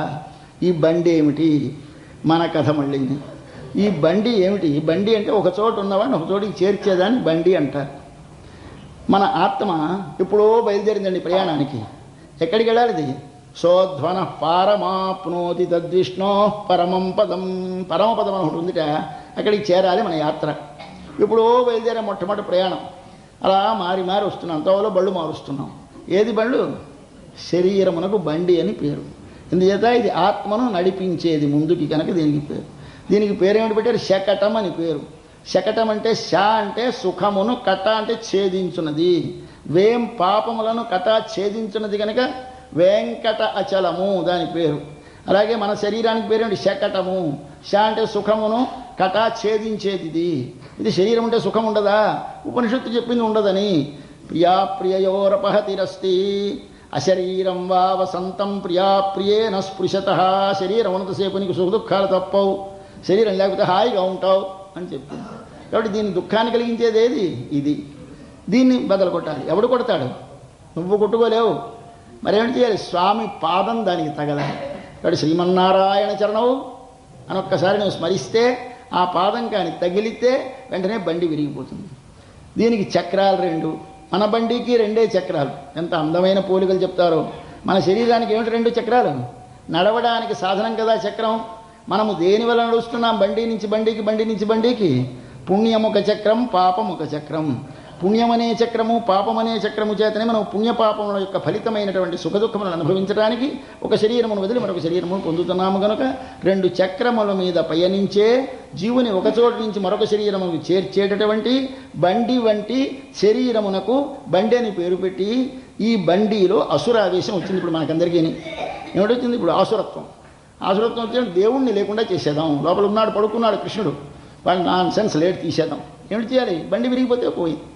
కాబట్టి మనం చచ్చిపోతే దేవుడు పోతాడని మన ఉద్దేశం. మనం చచ్చిపోతే దేవుడు పోడు, శరీరం పోతుంది. మళ్ళీ వాడు మామూలే, మళ్ళీ మరో బండిలోకి తీసుకెళ్ళిపోతాడు వీని పసివాడిని. అందుచేత మనము ఈ శకటమును ఆయన ఛేదించాడు పూర్తిగా. మళ్ళీ మనకి శరీరము రాకుండా చేస్తుంది శ్రీవారి పాదం. కాబట్టి అటువంటి పాదము ఒకసారి మా ఫలించి హరి అంటే కర్మను హరించినవాడు. మొదట అవిద్యను హరించినవాడు హరి. రెండవ దానిలో కర్మలను హరించిన హరి. మూడవ దానిలో సర్వజగత్తును హరించి ప్రళయములో పడుకున్నాడు. వెళ్ళ తరవిల్ తుయిల మరంద విత్తినై. పాల సముద్రములో హాయిగా పడుకున్నట్టు భగవానుడు అనిరుద్ధుడనే పేరుతోటి నాగశయన మీద, శేషపర్యంక మీద పడుకున్నాడు. ఆయన దేన్ని హరించాడు? సర్వ జగత్తుని తన లోపలికి హరించి తన లోపల బొజ్జలో పెట్టుకుని పడుకున్నాడు. కాబట్టి హరి అంటే సర్వజగత్తుకి కారణమైన వాడా. సర్వజగత్తుని నీ లోపల ఉంచుకొని వెలికి వదలి కర్మచేత శరీరమును నడిపిస్తూ ఆ శరీరాన్ని చివరికి హరించేవాడా. దానిని ఆవరించినటువంటి అవిద్య ప్రకృతి అనేటువంటి దాన్ని హరించేవాడా అని 3 సార్లు హరి హరి హరి అనండి. ఎవళ్ళు అంటున్నారు ఈ మాటలు? మా రేపలలో మునివరగళం యోగిగళం మునులు యోగులును. ఎక్కడ? గోశాలలో. మెళ్ళ ఎడుందు లేచినప్పుడు గభీమం లేవకూడదట. మనం పడకమించి కొంచెం తాపిగా లేవాలట. ఏమండి, నిద్రపోతూ ఉంటాము, తూలిపోతాం, పడిపోతాం. అందుకు మన సిద్ధాంతం కాదుట. వారు లోపల భగవద్ధ్యానంలో ఉంటారు. లోపల భగవానుడు ఉంటాడు. గర్భవతి అయిన తల్లి కడుపులో బిడ్డ నిండా నెలలు నిండినటువంటి తల్లి ఎలాగైతే పిల్లడెక్కడ కదులుతాడో అని మెల్లగా నడుస్తుందో, అలాగే ఈ లోపల ఉన్న భగవానుడు కదిలిపోతాడేమో అని వాళ్ళు లేచినప్పుడు మెల్లగా లేస్తారట. అలాగే ఎవరైనా చేశారా? ప్రహ్లాదుని కొండల మించి తోయించేశాడు వారి నాన్నగారు. తోయించేస్తే ఆయన పడిపోతున్నాడు. పడిపోతే ఏం చేశాట? హృదయేనోద్వహన్ హరిం. ఇలా 2 చేతులు గుండెలకు అద్దుకొని పడ్డాట కిందని. ఎందుకు? ఈ లోపల హరి ఉన్నాడు. నాకు దెబ్బ తగిలినా పర్వాలేదు, మా వాడికి దెబ్బ తగులుతుంది అని అడ్డంగా పెట్టుకున్నట్ట. కాబట్టి భగవంతుణ్ణి సంతతము లోపల నిలుపుకున్నటువంటి వారు అట్లా ఉంటారు కనుక మెళ్ళ ఎഴുందు హరి హరి అన్న పేరరవం పెద్ద ధ్వని వినలేదా? మీరు ఎలా లేచారు? అదిగో ఆ ధ్వనులు మా చెవిని పడ్డాయి, మేము లేచాం. మీ చెవిని పడలేదా? పడితే ఎలాగుంటుంది? మనకి రాత్రి వేళ వెళ్ళినా కానీ పెద్ద పాటలు పెట్టేస్తే ఎలా ఉంటుంది? వాళ్ళ మీద పోలీస్ కంప్లైంట్ ఇస్తాం. ఎందుకు? వాళ్ళు భగవన్నామం సంకీర్తనం చేస్తూ ఉంటారు. మనకి నిద్రకి డిస్టర్బెన్సు. మనకి అది ఏమిటవుతుంది? ఆ సంకీర్తనం మనకి అది కుళ్ళిందా, చల్లగా ఉంటుందా? సూదులు పొడిచినట్టు ఉంటుంది. ఎవరికి చల్లగా ఉంటుంది? ఎవరికి భగవదాభిముఖ్యము కలుగుతుందో వారికి చల్లగా ఉంటుంది. కాబట్టి అమ్మా, మా అందరి చెవులలో చల్లగా ఆ హరి హరి అన్న నామం, ఆ హరి అన్న మొదటి నామం, రెండవ నామం ఇవన్నీ పడి మమ్మల్ని లేపే. నువ్వు కూడా లేవమ్మా, తెల్లవారిపోతుంది అని వాళ్ళ పిల్లని మేలుకొలిపారు. పాశం చదువుదాం.